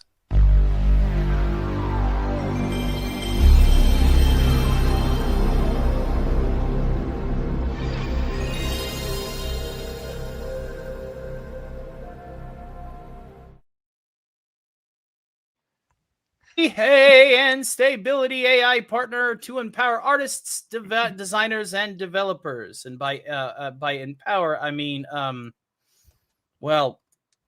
replace. Because that's what's going to happen. Replace. It's not empowering anybody. It's replacing them. All right. The partnership will unlock faster iteration, accelerate workflows, and expand creative possibilities. So for those of you that don't know, Electronic Arts is one of those, let's just call them black starships that abduct psychers to go feed to the Emperor. I mean, totally great guys. Okay? Really great guys. At Electronic Arts, creativity isn't just part of what we do, it's what drives us forward. It's what transforms a blank canvas into a living, breathing world and turns a single idea into an experience shared and loved by millions of players and fans around the globe. Obviously, I am quoting Electronic Arts on this matter, because when you have to deal with a source like this, you really need to get to the head of the snake to cut it off, right? So for more than 40 years, EA has led through the technological shifts across interactive entertainment, redefining what is possible for our global community of players. At the core of the progress is the belief that technology powers creativity, amplifying imagination, accelerating expression, and enabling our teams to deliver bold new experiences that inspire the world to play. Machine learning and artificial intelligence has long been the cornerstones of the innovation at EA. And by long, I mean, just the last 8 years. It's not really that long, but sure. Powering everything from intelligent gameplay to real-time animations to physics simulation, pathfinding solutions, and more efficient development pipelines. Today, we are taking the next step on that journey. Are you now? A step backward, maybe two.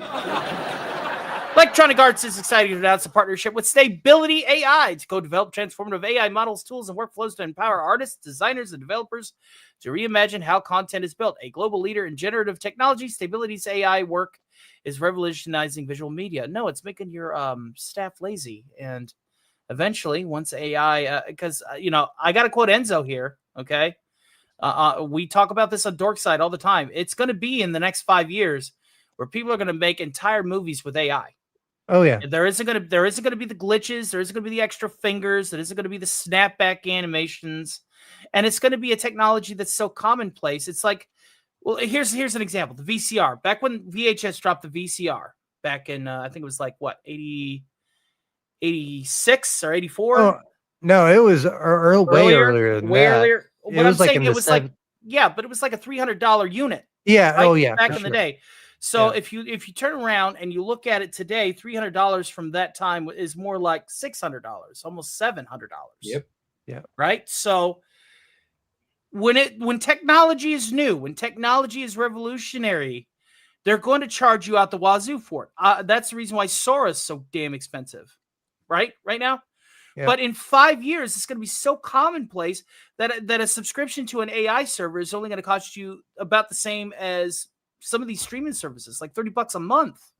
Yeah. And you're going to have unlimited access because they're going to have servers that are going to be able to farm AI content all the time. Okay. So if the this bubble is not good. This is not good.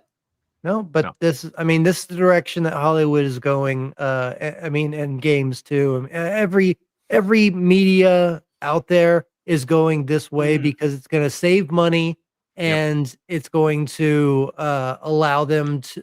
It's literally going to allow them to have crappy movies and still make money because they didn't spend as much on it. Yep. Yeah. So let's continue on here. It says they're empowering our teams. They says the overlords at EA, with humans at the center of storytelling. Not really. We're evolving how we see work so that AI becomes a trusted ally, supporting faster iteration, expanding creative possibilities, accelerating workflows, and allowing more time to focus on what matters most, building world-class games and experiences to entertain massive online communities. It could draft, generate, and analyze, but it can't imagine, emphasize, or dream. You got that wrong. Teacher?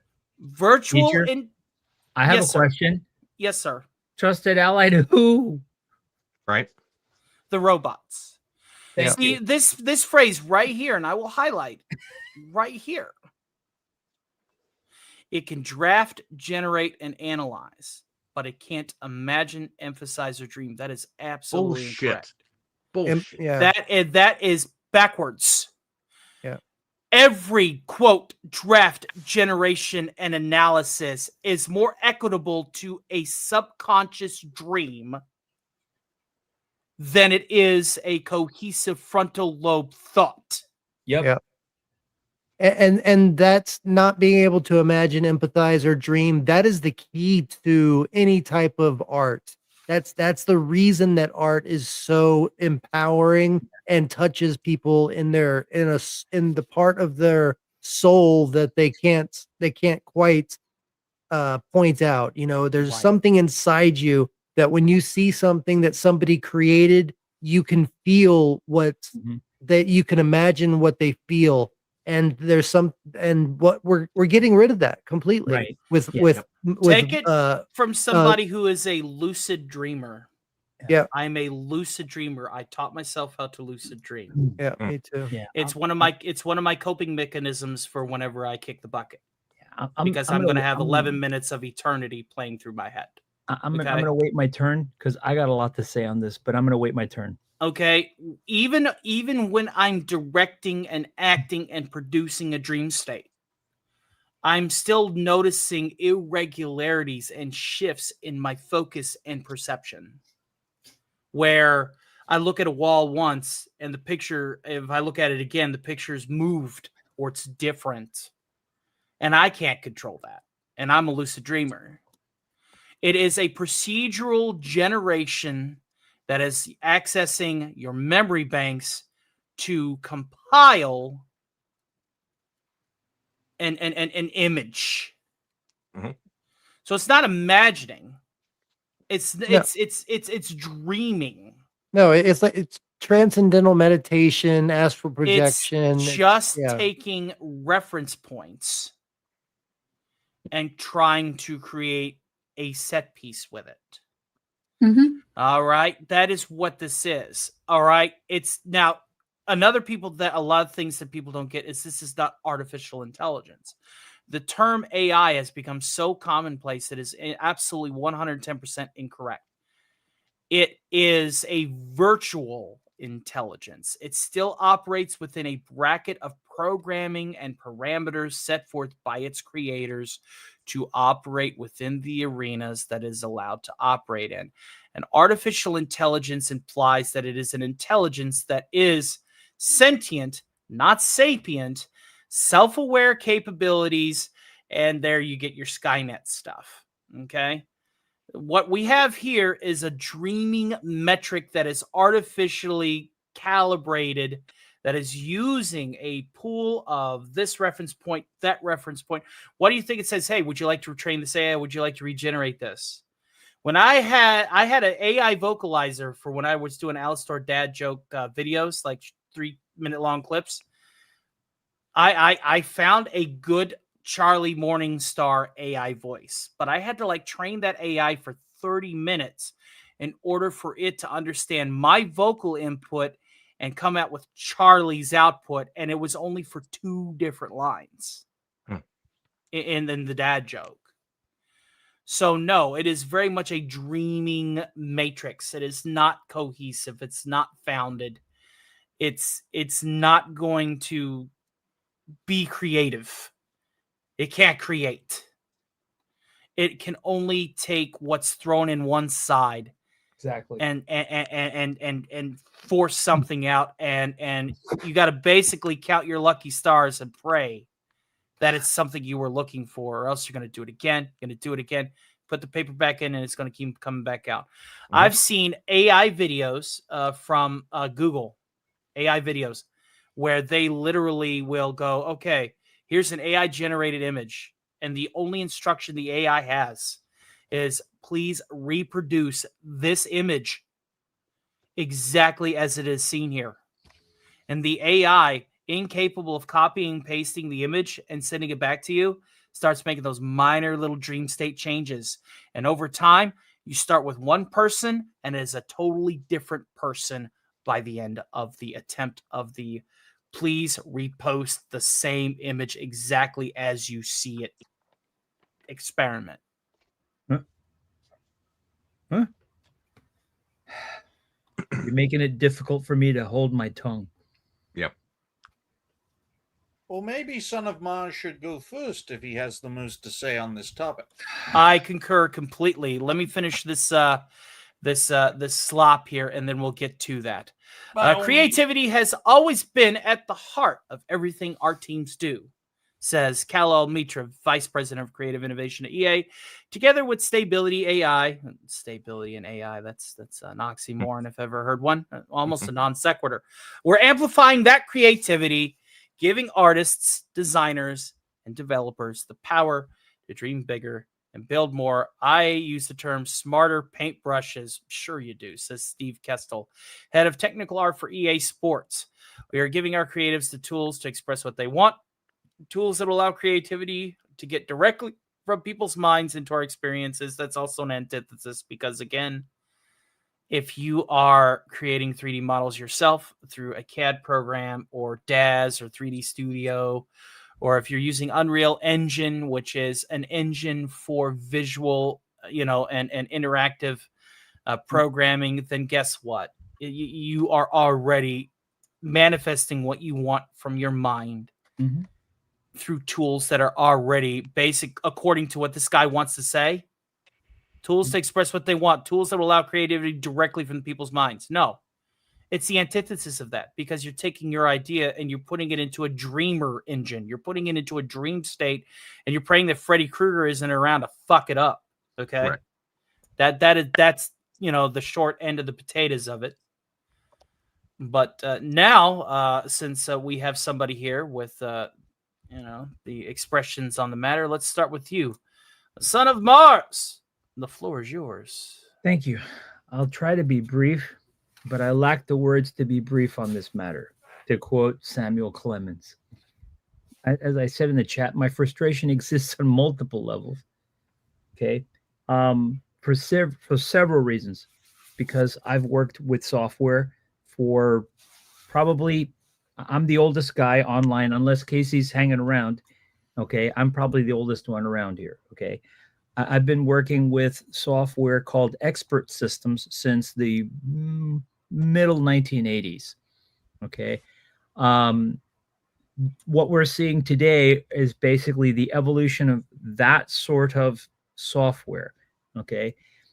And I'll give you a clear example. Okay. Anybody who's been to an art museum, experienced a piece of art that came out, as you said, Tony, somebody's dreaming, firing off somewhere in their frontal cortex. Fantastic.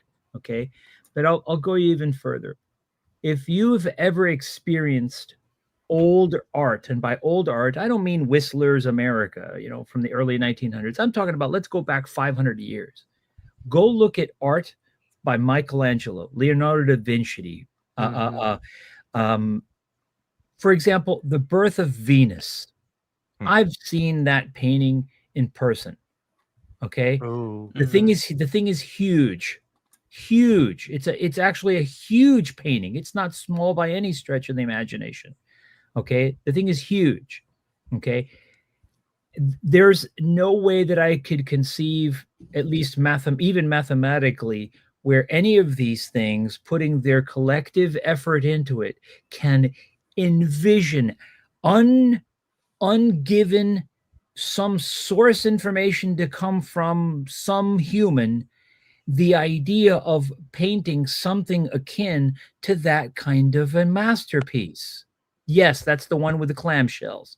Correct. Okay. There is so much subtlety inside of that painting, so much nuance inside of that painting, that it literally still leaves you in awe to think about it. Okay. And after experiencing something that in person, I come back and I think of, there's no way that any of our mathematical models applied to these things could conceive out of nowhere, with no source frame of reference, to come up with something that inspirational.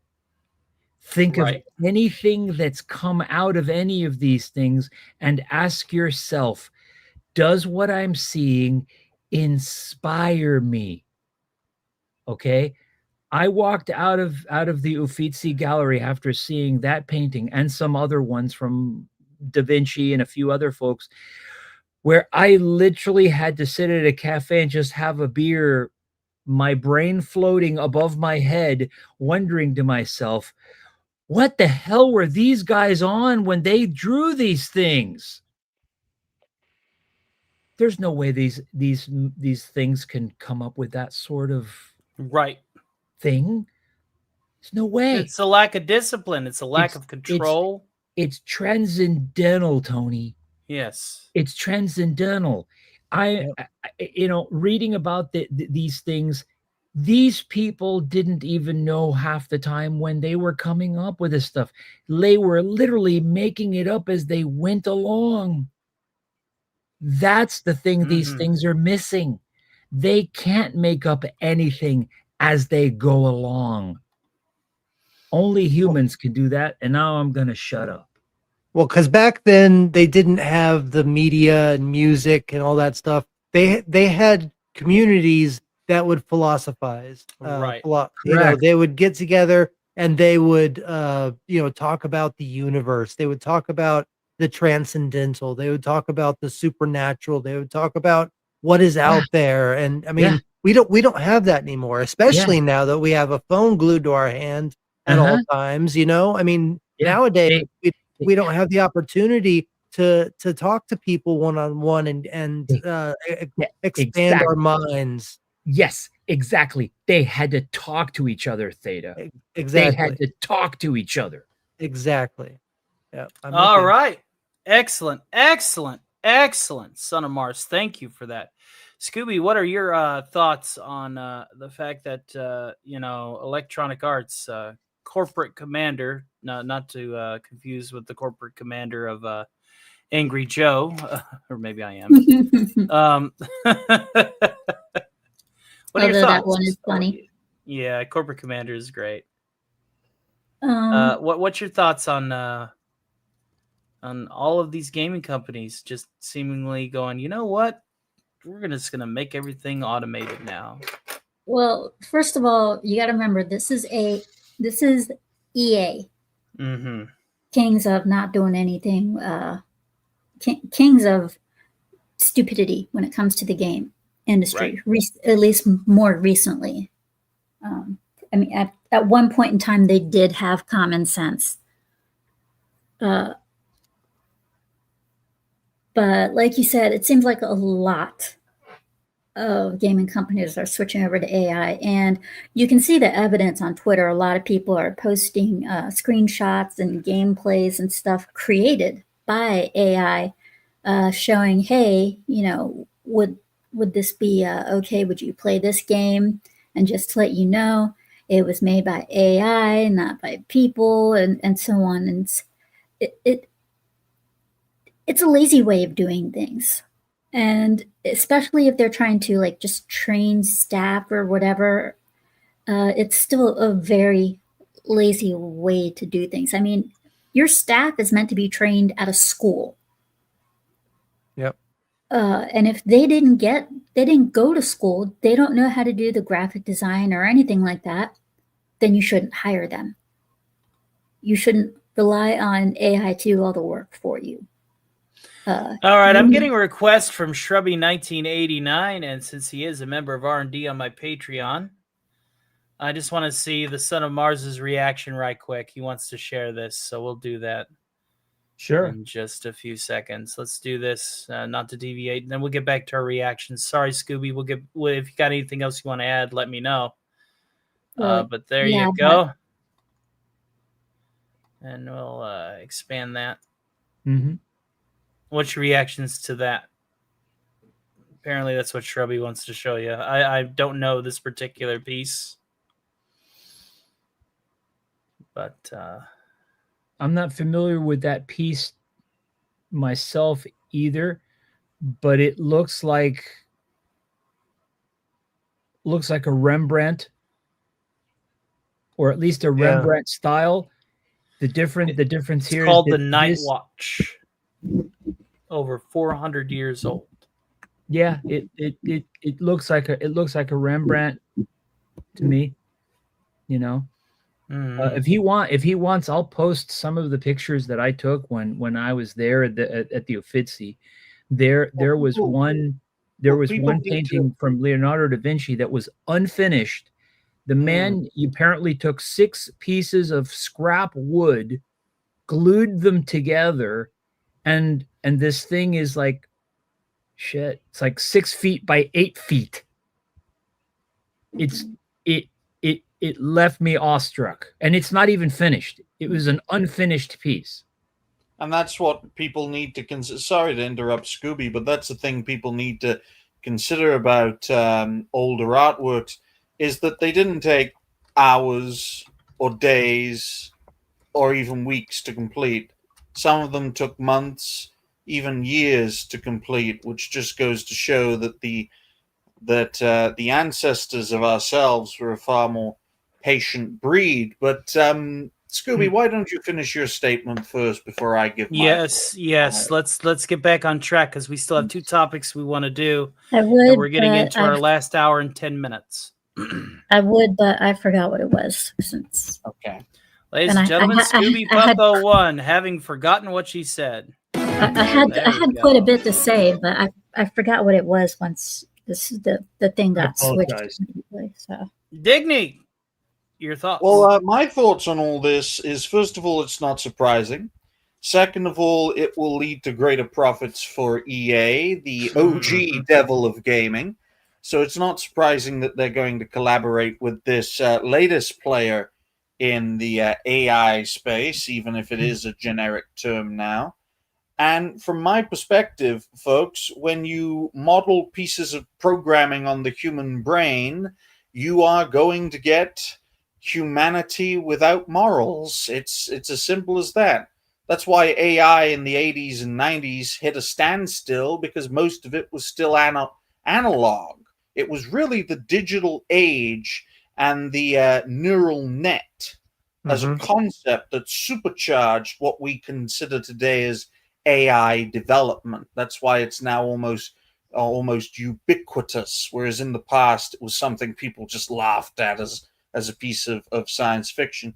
But for me, as someone who was trained and in fact educated to catch up in years using what would be a prehistoric form of algorithmic learning now, because back in the late 2000s when I was a kiddo, I was years behind my peers, and with a year's worth of algorithmic study, I ended up being a few years ahead of my peers, and they shut down that program real quick when they found out how successful it was. And as someone who thinks algorithmically, ladies and gentlemen, when I think of creativity, I put Son of Mars and Tony Stark together. I put their best bits together. I take away some of their perceived weaknesses, and I create something new. That's what these damn programs consider creativity, because they have such a massive data reference. The entire internet, if you open it up, just cherry pick the best bits of everything and jam it all together. It's very simple, and it's very terrifying, and it's only going to get better. And I say to all the corpo rats, embrace it, because if this technology becomes ubiquitous, what's the point of your damn industry, and what's the point of the financial world that we live in if it can all be automated through software and hardware? What is the point of us? Yep. Ultimately. I mean, they're literally training us to not have any imagination anymore. Exactly. I want to welcome Mr. Hash Party 6, you get. He's a fellow work, so I had to. But yes, that's really the problem. My thoughts. You're right, yeah. Roadkill, your thoughts, my friend? Just picking from everyone on the panel, you've said basically my whole feelings on it is number one, it's fucking lazy.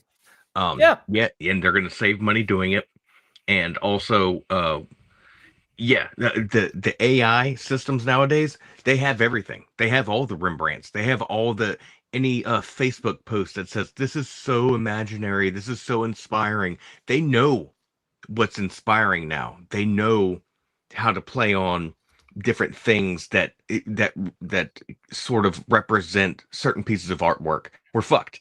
Like AI knows every single fucking thing about us. So to say that it's, it'll never replace it, yeah, it will. It'll replace everything, dude. Dude, it's gonna make better artwork because it knows what better artwork is. Well, Roadkill, it only reinforces my belief that the world is an equation. This plus this equals this minus that equals that, and so on and so forth. And this is what happens when you just embrace materialism. If you can boil everything down to an equation, which is what this technology does, then you're going to have things and people that are pluses, and you're going to have things and people that are minuses. And we all know where that's going to lead. But unfortunately, Tony, I know this is a 3-hour show, but my leg is killing me, and I want to lie down. So, all right. Well, in the interim, I do appreciate you giving us 2 hours of your precious time. Thank you. So we don't have a commercial for you yet, which we must rectify. So we must we must use the old ways. Okay. So as the saying goes, shill your shit. Well, folks, thank you all very much for watching. Stick around for the final hour, folks. Normally I would, but I haven't been able to lie down earlier today. Yeah. No, thank you. Thank you for your perspectives. Thank you for having me here. You can check me out over at the Dignified Cartoon Gentleman, where I explore why things go wrong in entertainment, pop culture, and the wider gaming sphere. I appreciate everyone's support. We're up to 182 subscribers, and the door's always welcome for new people. So thank you for having me, Tony. Great to see everyone again, and you all have a good night. So bye for now, guys. Hope your leg feels better. Get some rest. Yeah, get some rest. Get off your foot. Number 1. Yes, like I was saying, I think that they are literally trying to take the imagination out of our souls. I think that not only are they going to make more money out of this, but they've already started by not hiring people with imaginations to write movies, to write music. Pretty soon, we're going to be hearing music on the radio, and we're gonna wonder, oh, who is this by? And they'll say it's by somebody, but really it's by an AI. Pretty soon they're gonna be making movies, games. Yep. It's all just gonna be on a replay. It's just gonna be a computer. It's gonna be Skynet, but I mean, it's literally gonna be the Terminator. But instead of terminating John Connor, it's gonna be terminating our imaginations. It's gonna be like Terminator and Ready Player One. Yes, exactly. That you hit the nail on the head. Exactly. It's going to be exactly like that, but we're not going to know. That's the thing, is that we'll never know if there's going to be a hint of a person behind the scenes, or if it's actually going to be all AI. And when you were talking, Marcelo, when you're talking about art and stuff like that, one of my favorite paintings is Garden of Earthly Delights by Hieronymus. And man, I mean, you can't get that kind of stuff today. I mean, it's all just abstract and stuff, the modern art and stuff.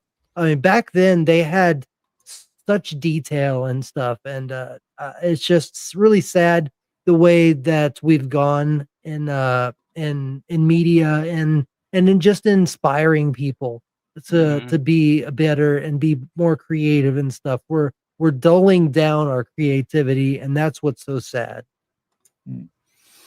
And like I said, I believe we've hit this nail on the head, so we'll timestamp this at 1 hour and 59 minutes. Fantastic all around. That was another 30-minute long segment. We're actually going to be continuing down the downward spiral. 1 hour and 59:00. One moment here. We're going to go ahead and get to some super chats because we had a couple that crept in.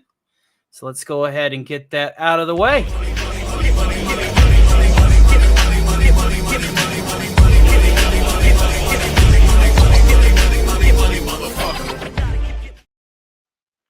Mr. House Party, that get right there, that orky get since another one of these little things.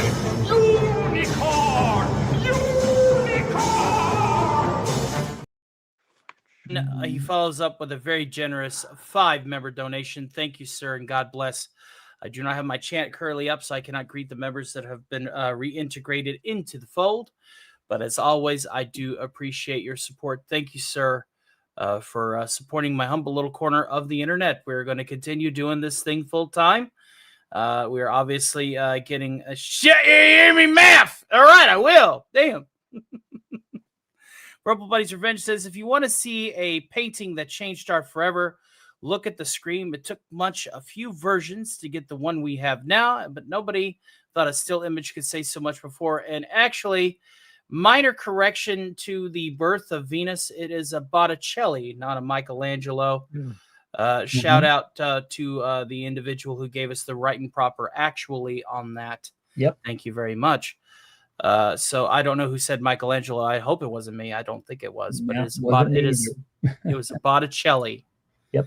So I don't know who said that, but there it is. Correction has been acknowledged. Let's go ahead and get into another unicorn before we get to our next segment. Thank you, sir. Unicorn!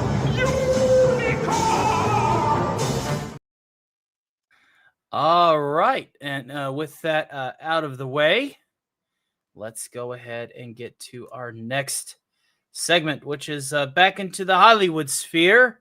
A little bit more of the television side of Tinseltown, but production is a production.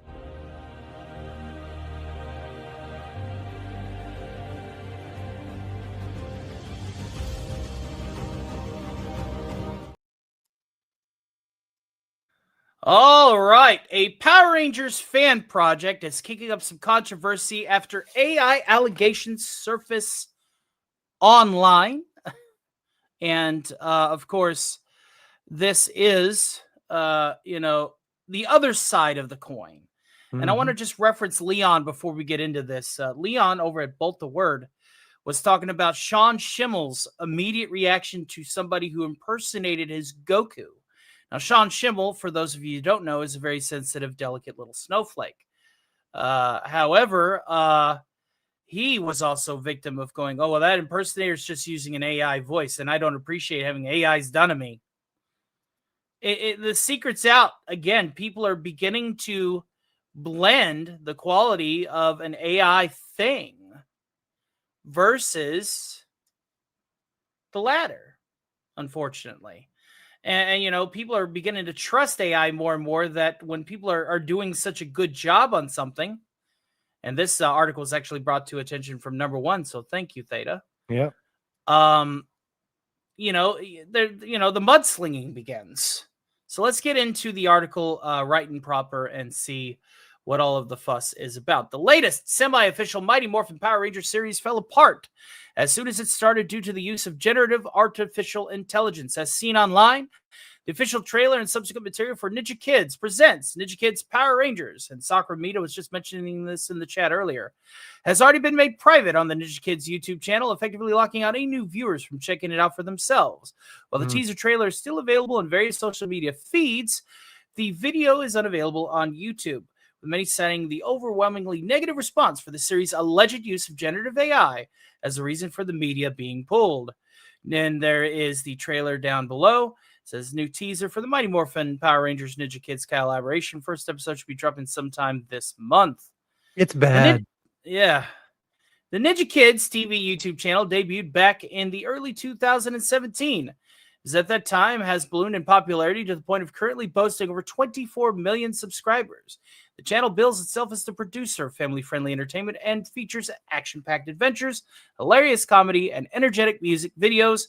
Viewers can find all manner of fan films on the Ninja Kids TV YouTube channel, with young actors and athletes taking roles ranging from Justice League and DC Comics homages, like the likes of Sonic the Hedgehog. Among the channel's many fan films are numerous Power Rangers videos, which Ninja Kids TV has been producing for the last 7 years. While these fan films were always just that, Ninja Kids Presents Ninja Kids Power Rangers was developed as part of an official collaboration with Hasbro, the current owner of the Power Rangers franchise. As such, the Ninja Kids Presents Ninja Kids Power Rangers, say that 3 times fast, has access to greater resources and a larger budget than the channel's usual productions. Yet viewers quickly found seemingly countless instances for the use of generative AI in the teaser trailer. This led to the widespread derision of the trailer on social media and presumably the trailer being made private on YouTube. Currently, the Power Rangers franchise exists in a state of limbo. It has never been previously faced following the conclusion of Power Rangers Cosmic Fury.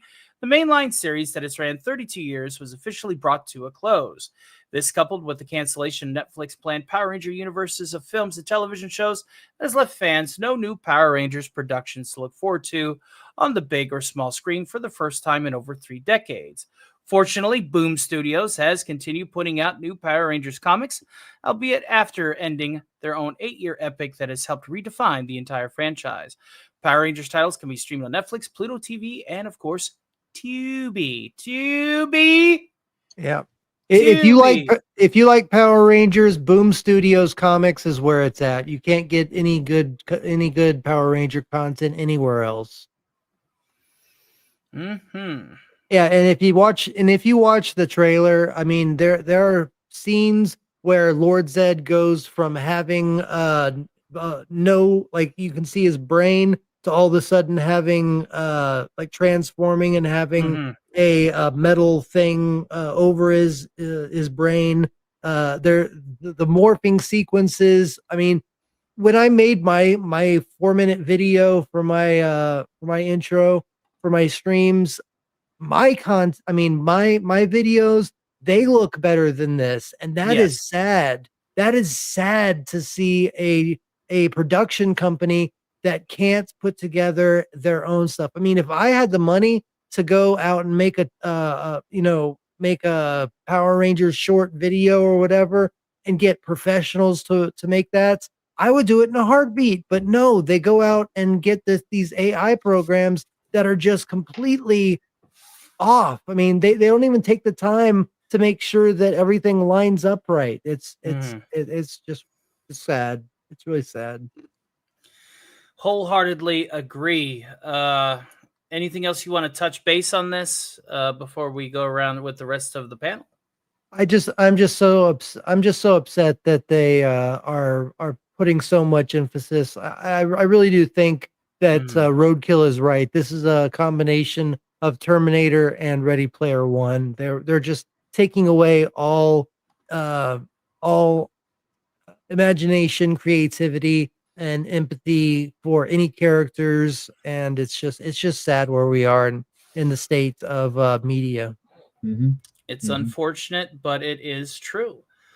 Scoobs, what are your thoughts about such a great enterprise being victimized again by procedurally generated AI? They did it to themselves. Ladies and gentlemen, this has been Scooby Pup with the more deep thoughts.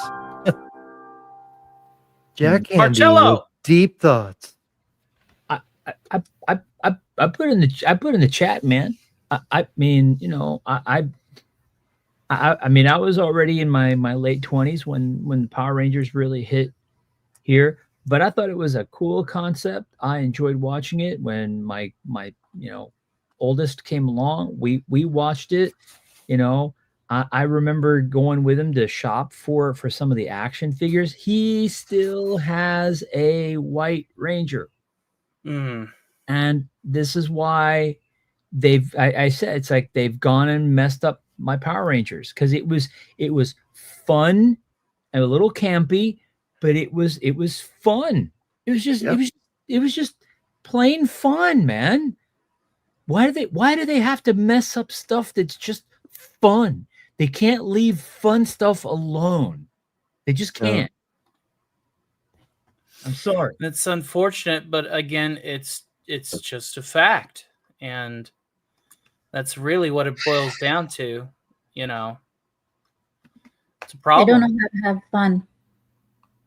It's a problem. Yeah, that's true. It's Roadkill. Minion is being drove by an AI, and you only have 1 life left. Are you winning the Twisted Metal tournament, or are you just?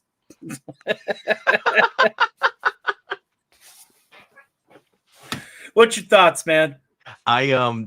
Dude, growing up and getting home from school and going straight to the TV and watching these shows. Power Rangers is one. My family used to pick on me about it, but I was a big fan. And so all these things are being torn down, and it's another one of these things where it's like, well, we can either play on your heartstrings with nostalgia and try to make it something different, or make it so different that we're trying to create a new crowd. And right, it like there's no like, why would you do that? You know what, you guys are paid good money. Create your own shit, go on your way, leave what is there that was good there. Don't go scribble on someone's gravestone. It was already there. Why would you scrape in a swastika on someone's gravestone? Like, because it's easy. And they're lazy. Yeah, exactly. Yep. And it's bullshit. And it's upsetting. A lot of these topics have got me, a little hyperized, but for a good cause. Not, I'm not like angry or anything, but I can't stand it when these new people, I call them kids, come into this environment and they're like, hey, what about this? And then, some weirdo executive is like, yeah, sure, do it. Again, the stepdad analogy of, here's $20, just figure it out. Yeah. And it's like there's no give a shit. There's no oversight. There's no, proper over, seeing, is this canon? Is this, from the roots? No, it's all, let's make everything fucking weird again, and it sucks. Yeah. If I may just add to that real quick, one more thing. That's why I was saying earlier that we need to have more theaters that bring back the old classics like Ghostbusters and stuff like that, because kids these days that are growing up, they only know crap. That's what they know. So when they get hired to write the screenplays for these movies, they only know crap. They only know dude, bro, stuff.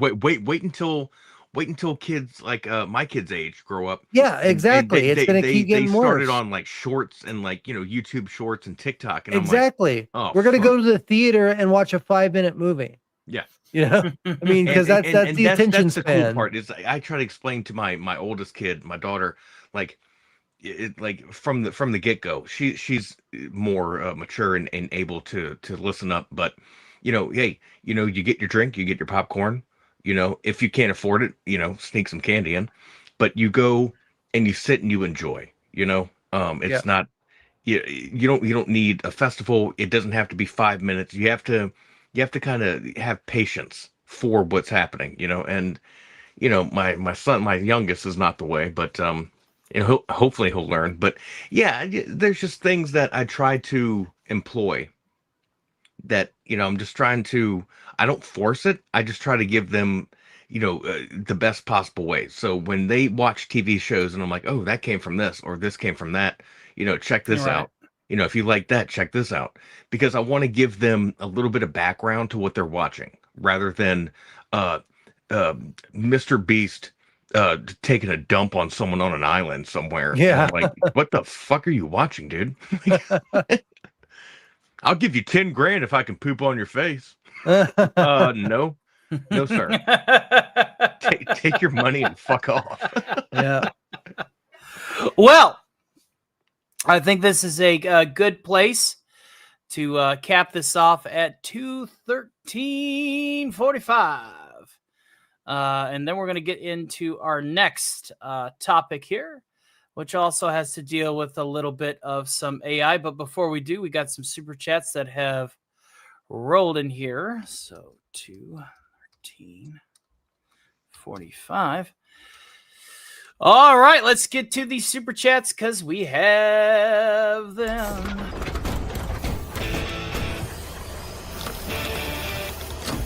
Mr. Stark, it's time for some super chats.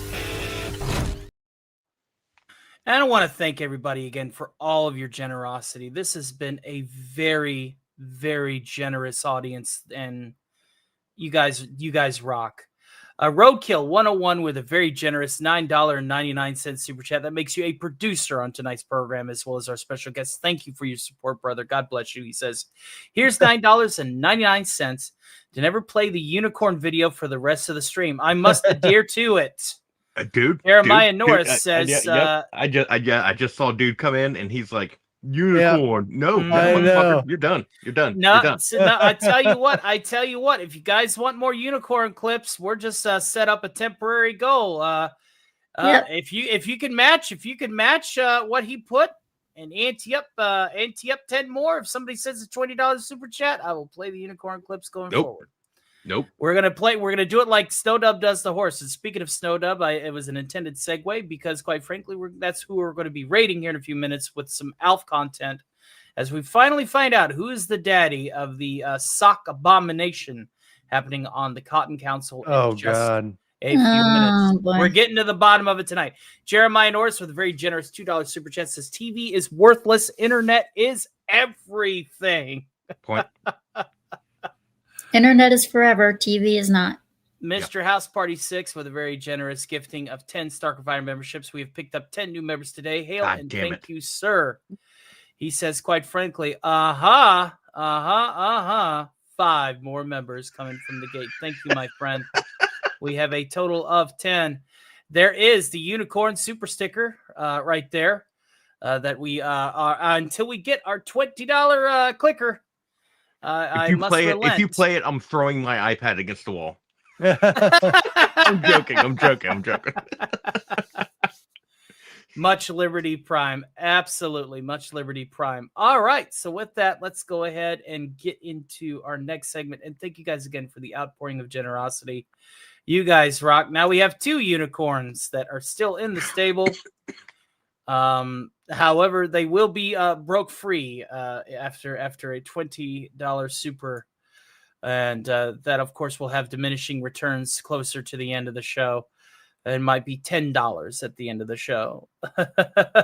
You likes me now, huh? Jesus Christ, dude. Tony, there was one show that you played it like 10 times in a row. And I was like, I turned my volume down. I was like, I can't. And that's the gimmick. That's the gimmick. I know. That's the gimmick. That's the gimmick. All right. Well, AI continues to terrorize.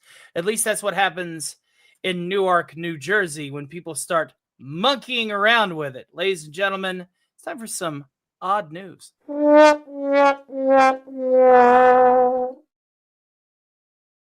we going to Tromaville?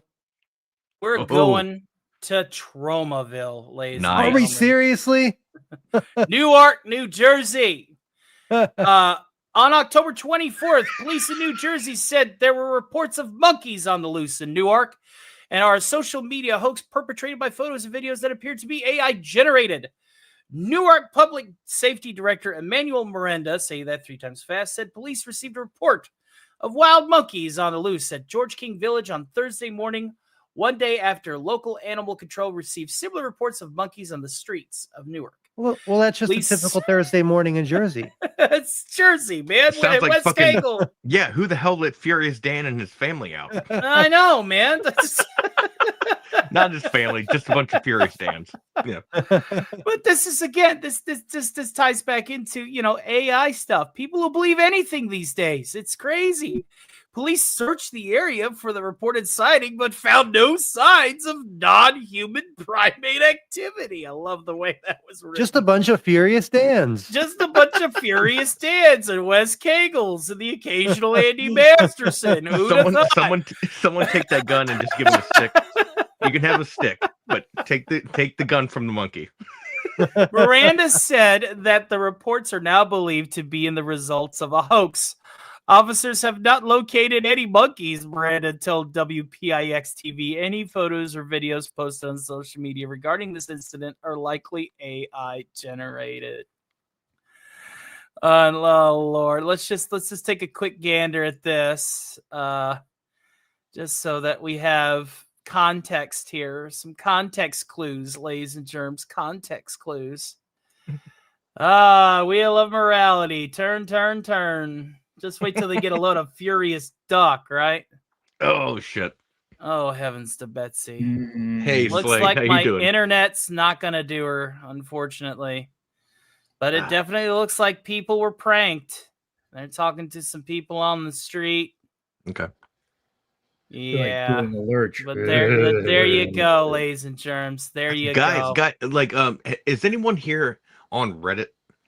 I know a lot of people hate Reddit, but on Reddit there are these channels that they're like boomers believe it, and it's all these like pictures and videos, and boomers are on people our parents' age are like, oh my god, can you believe this? And it's like, that's fake. But people push it. Welcome back to the top 15 hoaxes ever purported by AI. Number 15. Some people thought it would be funny to throw a banana out on the streets of New York, New Jersey with generating monkeys. The people are still at large. However, the police had nothing better to do on a Thursday. Number 14. Tony has been caught making fun of those top 10 channels on StarkCast. Maybe, just maybe, somebody might get pissed off enough. Number 13. This bit's getting old. Let's do something else. Thank you. Thank you. That's exactly. Oh my god. I hate to say this. I do have a Reddit account. Me too. I don't go there much anymore. I usually use it to help people with like hardware problems or get actual answers for some things that I need answers to. But there's a lot of bullshit on there. But also at the same time, a lot of funny things come into my feed, and those funny things are like, this is what my stepmom believes, and for example, and it is like it's like Trump surrounded by 8,000 American flags, and they're like, how could you not trust this man? And I'm like, that's AI. Yeah. Like, I have a Reddit get off the account for like computer. r/no sleep and I forget, but there's like a ton of funny stories on there. How am I not surprised that you're into creepypasta? People shit on me for it. People are on there, but also at the same time, it has its place. And I also believe in the roots of where it came from. That gentleman that created Reddit, I believe in what he tried to create. Now it's kind of, it's up in the air. But at the same time, no, I don't spend my time on there. No, I spend more time on fucking Discord and goddamn X nowadays. Yeah. Well, so we're going to go ahead and cap that off at 222. So we went from 206 to 222 on that. All right. Moving right along. Okay, so we are now getting into some of the rougher bits here. It's time to get into some community news. Let's just say TwitchCon was an absolute disaster. Of course, this is all in the wake of the Hassan Piker issue with the dog.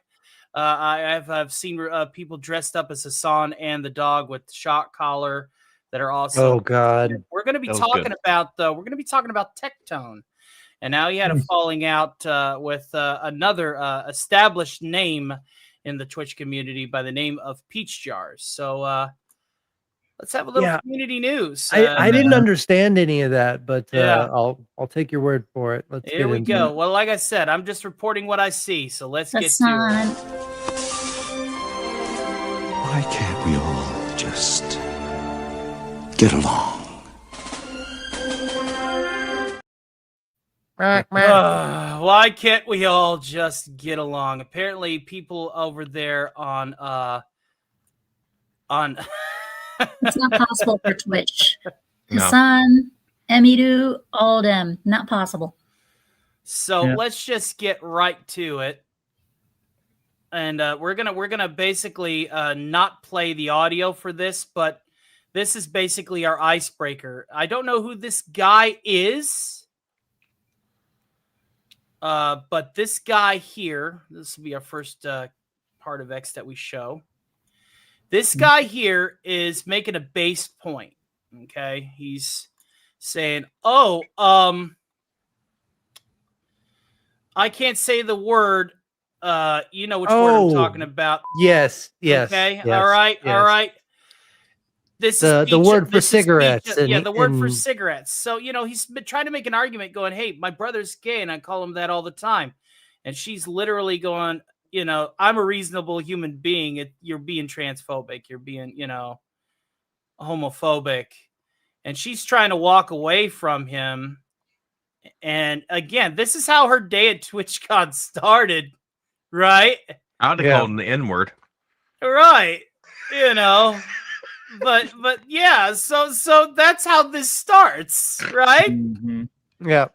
This is how this starts, ladies and gentlemen. So now let's actually look at what ended up resulting. Now, Peach Jars, much like a lot of these creators, they like to get really, really sauced on the air.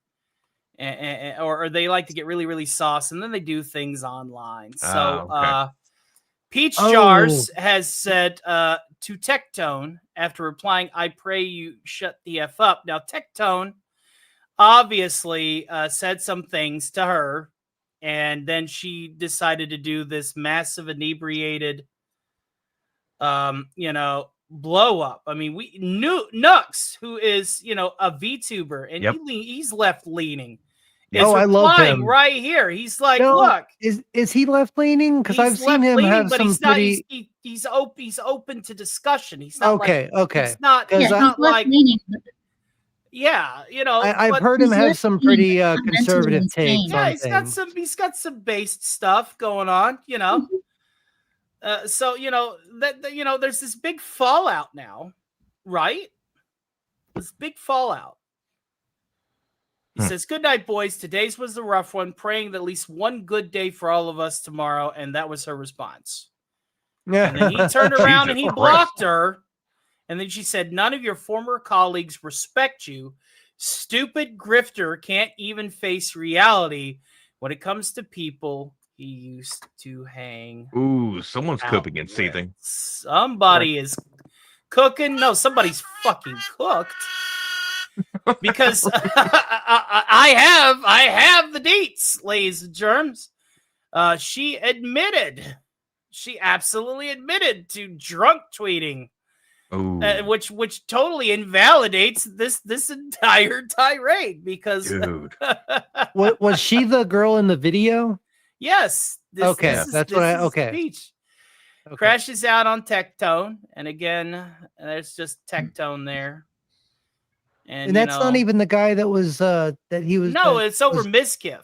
It was all over Miskiff, who's somebody that we will not get into today because we are running out of time. I've heard similar about Clownfish TV. Clownfish TV probably covered this story for sure.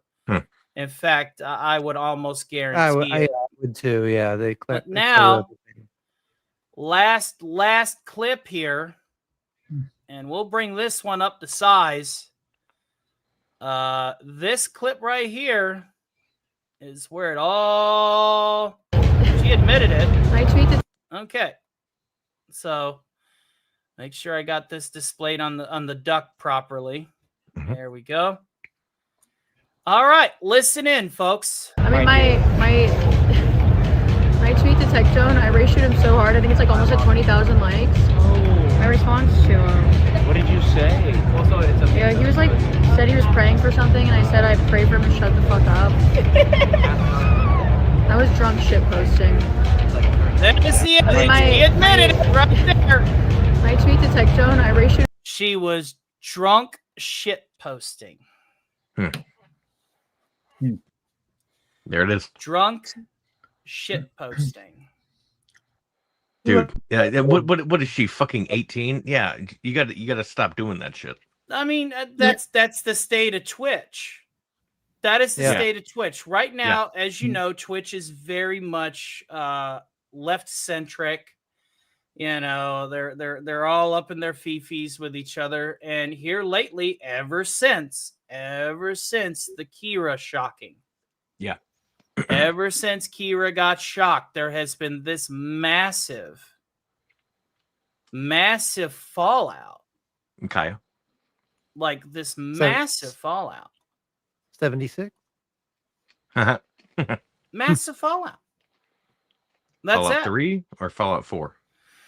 Fallout Tactics, because it's that shitty. Okay? I mean, let's all right, but the thing is,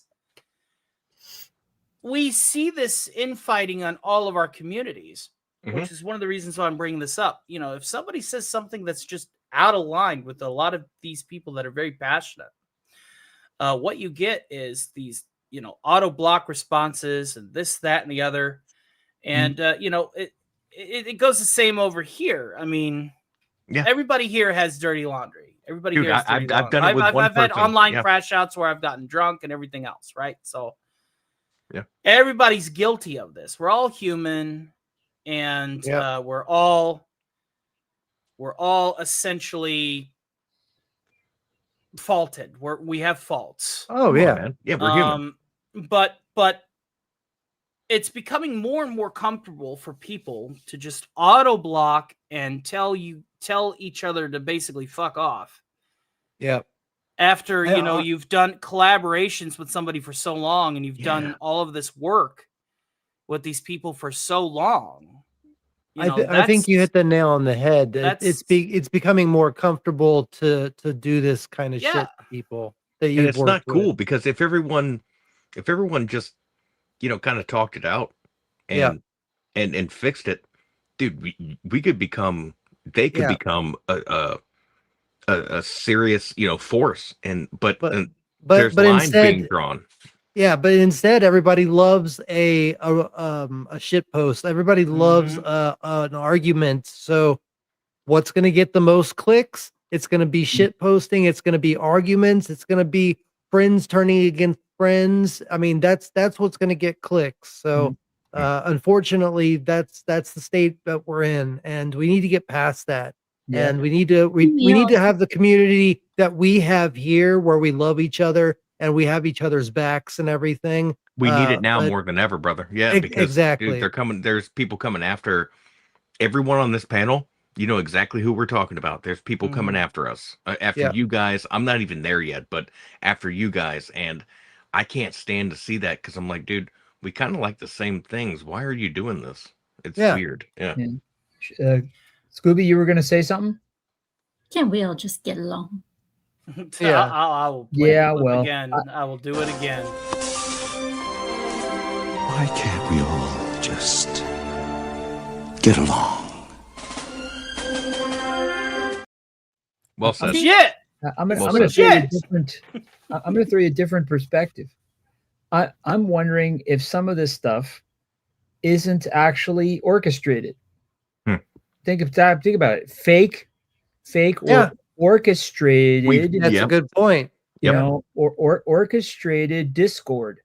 Because it does get the clicks. It gets it twice, Theta. Think about it. I know. That's what I'm saying. It gets it when the furor goes up, when the bombs go, and it gets it when the hint of reconciliation exactly gets when the apology video comes. And announcement of a new collab. Yep, you're right. So it's actually a triple. It's a hat trick. Let's go back to the old TV day dramas, like, you know, how the world turns and things like that. As the world turns, General Hospital, like, things like General that. Hospital. Yeah. People they see that conflict and they can't wait to see the resolution or more conflict. Do you think that any of these big influencers, pick platform, don't have media marketing consultants talking to them about what they're going to do, what they're going to plan out months in advance? They're planning out, quote unquote, a season of this kind of stuff for sure, months in advance. Oh yeah. The higher the view, not views, the higher the audience. So followers, subscribers, the more I'm very kind of like suspicious. Like, is this real? Like, you know, when let's say Asmongold, he goes off on a tangent on someone.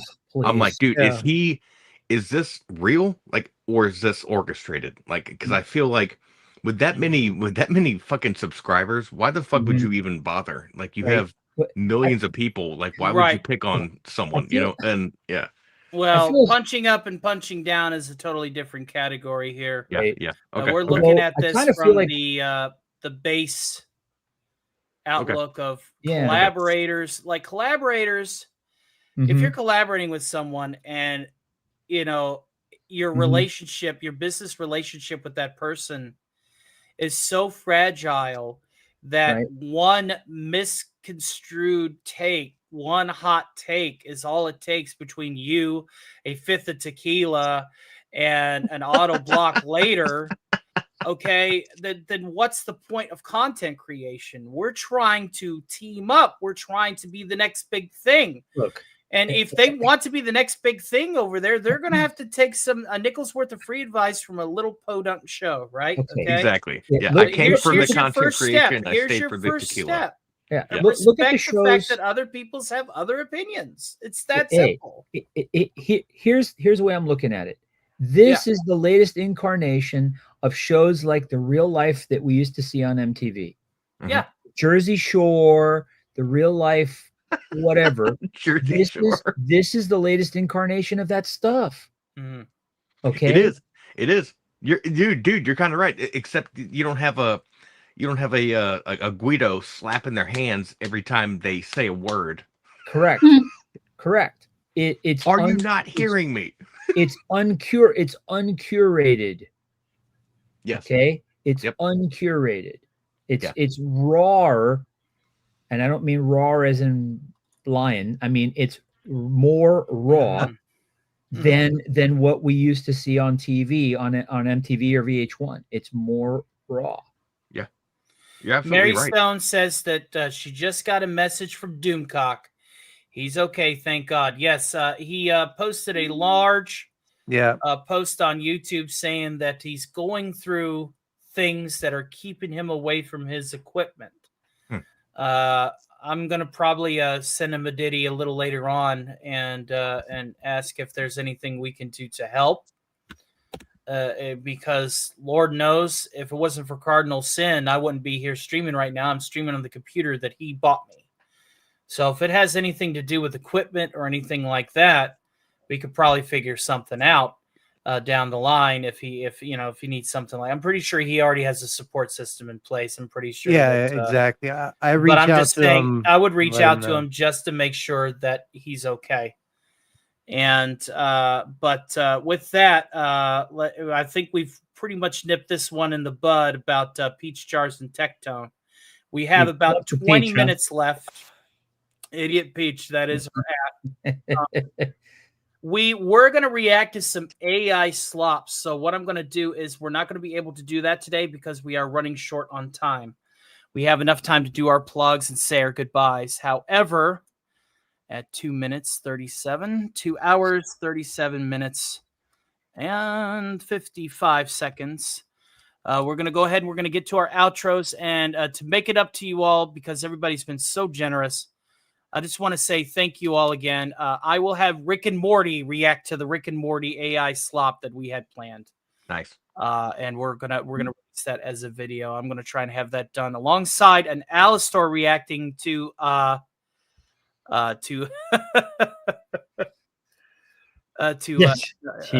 House Party. Season 2, Mr. House Party. And Roadkill, I hate to be the bearer of bad news, sir, but Sig Volison, the archpriest of the Church of the Squid, interred in the fishbowl, in the castle, in the hole, on the bottom of the sea, in the hollow earth, says, with a $20 mega chat directly to the PayPal, he says, let's hear that evil tablet being destroyed. Damn it. Release the unicorns. No. Yes. Damn it. Also, praise our Eldritch God. Absolutely. We will do this in the name of the bringer of chaos. Yes, I wholeheartedly agree. So let's go ahead and get to our mega chat segment and super chat segment, and then we'll do our outros.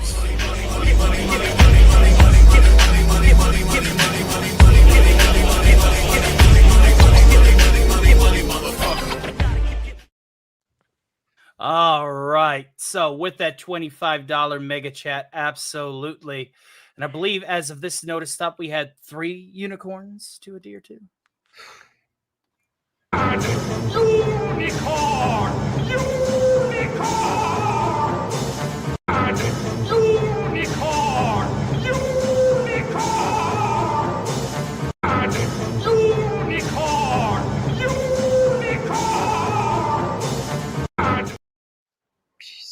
One more just came in. At this rate, I should just buy stock in the manufacturer of Ben.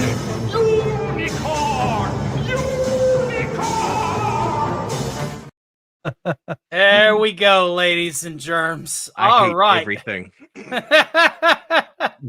killing me. Orphan Sig. Zane You're with a killing very me. generous $5 super sticker of a Bushiba saying, "You rock." Thank you, sir. And God bless you, my friend. Thank you so very much.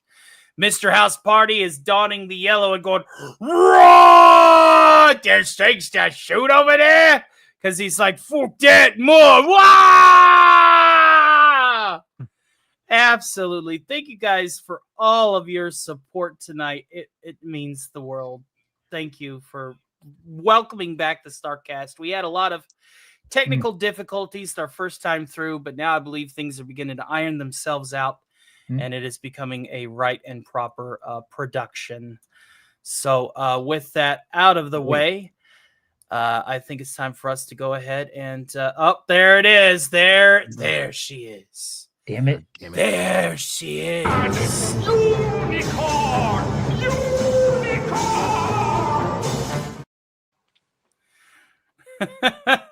I won't forget this injustice, Orphan Zane. I will have revenge in this life or the next. Oh, Lord. All right. Well, thank you guys again. This has been fantabulastic. But it's time to go ahead and start wrapping up our news program. And so, we thank you all for tuning in to this episode of the StarkCast, and we hope that we have updated you on the news and pop culture, gaming, and many, many more. Let's go ahead and go around the horn and let everybody know what all of our other panelists are doing nowadays, starting with our good friend Scooby Pup. Thank you for coming on to the broadcast, even though you were about 3 minutes late.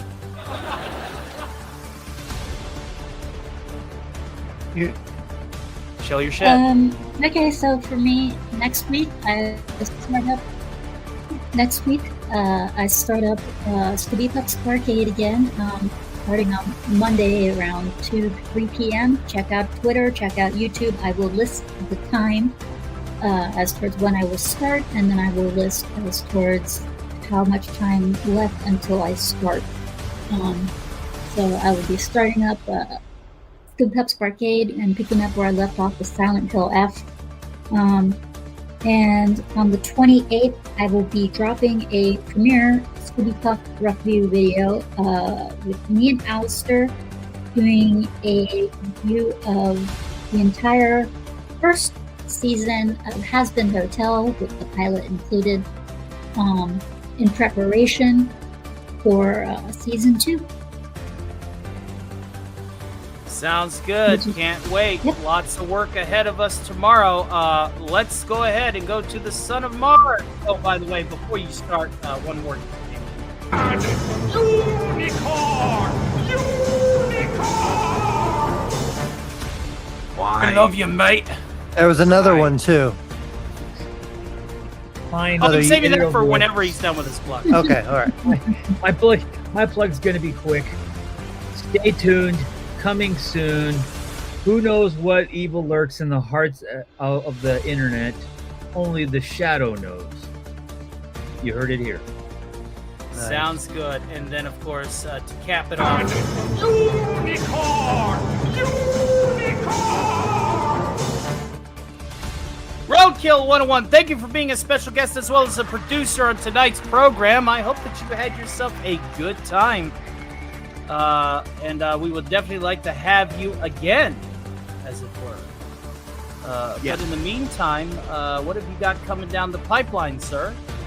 coming down the pipeline is some Tums because I have heartburn from all those unicorn videos. You guys can catch me at roadkill101_101 on Rumble, YouTube. That's about it, and or X. But at the same time, with that, I want to include that with I do Mondays and Thursdays with Noise Pollution, and then Wednesdays on the network show System Crash at and that is 3 p.m. Eastern, and then his shows Monday and Thursday night are 9 p.m. Eastern. You can do your own conversions, but I'm around on different shows. I'm a big supporter of what you guys do, what you have been doing. I've been around the socials for a long time, and now that I have time to do my own thing, soon, probably within the next month or two, I'm going to be doing my own streams, gaming, and then also panels. But the people that you know, I would like to have there, any one of you, and also a veterans network where, you know, combat vets can come in, because this is a space where people go when they're done with their days. They're tired. They're just done with putting up with life, and they want to sit down and hang out and chat, and that's what I want. So, well, you might want to get with Richard Spake, because that's his jam too. He's also, I don't know that person. Okay. He is a disabled combat vet, and okay, who has had a brush with death no less than 5 times. And I need to get with them then. Yeah, yes. Yeah. I'm linking up with different veterans, and also my other veteran buddies. That they've been around YouTube for decades, not decades, but at least over a decade, and they're waiting for me to start my own shit so they can start coming around. So they're shy. People like us, we kind of lay around in the woods, we hide out, and then when someone gives us a hand up, we're there, we show up. So thank you so much for having me on this show. I will be here anytime you need me, depending on schedules with the kids. But other than that, y'all have a great weekend going forward, and you rock, man. Happy to have you here, and like I said, bigger and better things. We've seen it firsthand tonight that without technical difficulties, this show could be exactly what the doctor ordered. And speaking of other up-and-comers, we should have that Keiko Demon version of Meatwad for you before the end of the eve. In the interim, Theta of the Grid, what have you got coming up, number one? Well, what do I got to do to get you in the seat for Cosmic Theta Theater 2117? We got it going on tomorrow night with Return of the Dead. And if you check out Theta of the Grid on the YouTube and Rumble, we are going to get you in the seats and check out some horror and break down some movies and theorize on some cartoons, anime, comic books, all the things that you want. And we got it at a cheap price, so come on down and get yourself a seat, because we got it on sale tomorrow at 8 p.m. We got some guest stars, and we will have a good time tomorrow night. So come on down. Goddamn, Sounds son, good, that brother. sounds like a good goddamn fucking time. That sounds like a great goddamn time. Oh, All right, yeah. ladies and gentlemen, I have 2 things that I need to announce for tomorrow. Tomorrow, we're going to be having our Stark Relief Foundation for Dog Meat. That's right. I'm going to be doing a double matinee feature. I need to get authorization from him to post his PayPal link so that people can donate there. We're going to try and do what we did for him like we did for Mary Stone. We're going to get him a computer that is worthy of, for lack of a better word, worthy of this century, millennium, as it were. So that he can actually join on panels and not be delayed or choppy or sound like ass or any of those things, and he can actually have fun with us whenever we have panel shows. So stay tuned to that. We're going to be doing that at 5 o'clock. That'll be after a super secret project that Scooby and I are going to be doing. We'll be talking about the fact that has been pushed back earlier in the afternoon. So I will be getting with you on that, Scooby, prior to Cosmic Theta Theater 2117. You'll find me there, or at least one of the people that work for me, or I work for them. Hint, hint, might be there. And hopefully, if Roadkill's available too. Yeah. Yeah. Just kick back and watch a schlocky film and riff on. Hey, as long as there's no goddamn unicorns, I'm in. You're not. No. There might be a Unicron, but no unicorns at my place. Careful, Megatron still functions. I know. All right, and of course, Stark's Thursday matinee. We're actually going to have a Halloween party. I'm doing it backwards. Monday, member stream. We're channel members. We're still sitting at 363, which is absolutely unprecedented. Thank you guys for your generosity. We're going to be having a member stream followed with some Doom gameplay on Monday. On Tuesday for Halloween, Sean Carter and Tony versus the Zombies via OBS. Now that I've done my experimental stream with it, we're going to have Sean Carter versus the Zombies that Tuesday afternoon, where we'll hopefully not be choppier than hell due to the Duckyard being a piece of shit. On Wednesday, we will be having our Wednesday night Halloween Stark party. Come costumed up, get ready to have a few drinks, a few laughs, play some party games, and God knows, may even do a YouTube dump and some karaoke if we hit the DEF CON numbers. Speaking of DEF CON, Stark's Thursday matinee, the Halloween special, will be back that following day. So we're going to be live practically every day this week. Again. What time is your Thursday show going to end? I'm going to start My at, Thursday show is intended to end no later than 11. Perfect. Okay, 11 my time, so that will be 10 your 10. time. Okay, so maybe I'll start at 10 so you can raid me if you want to. I told you I was going to raid you. Yeah. Okay. Cool. Okay. Well, we're gonna have a party on Thursday as well. We have Trev Retro. We have a bunch of people coming on and doing our top 10 horror movies. So that's another thing that's going on. And I will have my costume. I'll have my Theta Ranger suit on. So I'll have it ready to go. Sounds good. And of course, if you want to hang out at the Stark party on Wednesday. If I can get it done by Wednesday, I will definitely be there showing it off. Man. Fantastic. And of course, after the member stream, we will be playing Doom into the wee hours of the night. I think I had mentioned that, but that's just where Scooby is going to make fun of me until the wee hours of the morning. But of course, that and StarkCast coming up on Saturday. We have your one stop for all forms of variety entertainment, including news coverage that has just recently returned.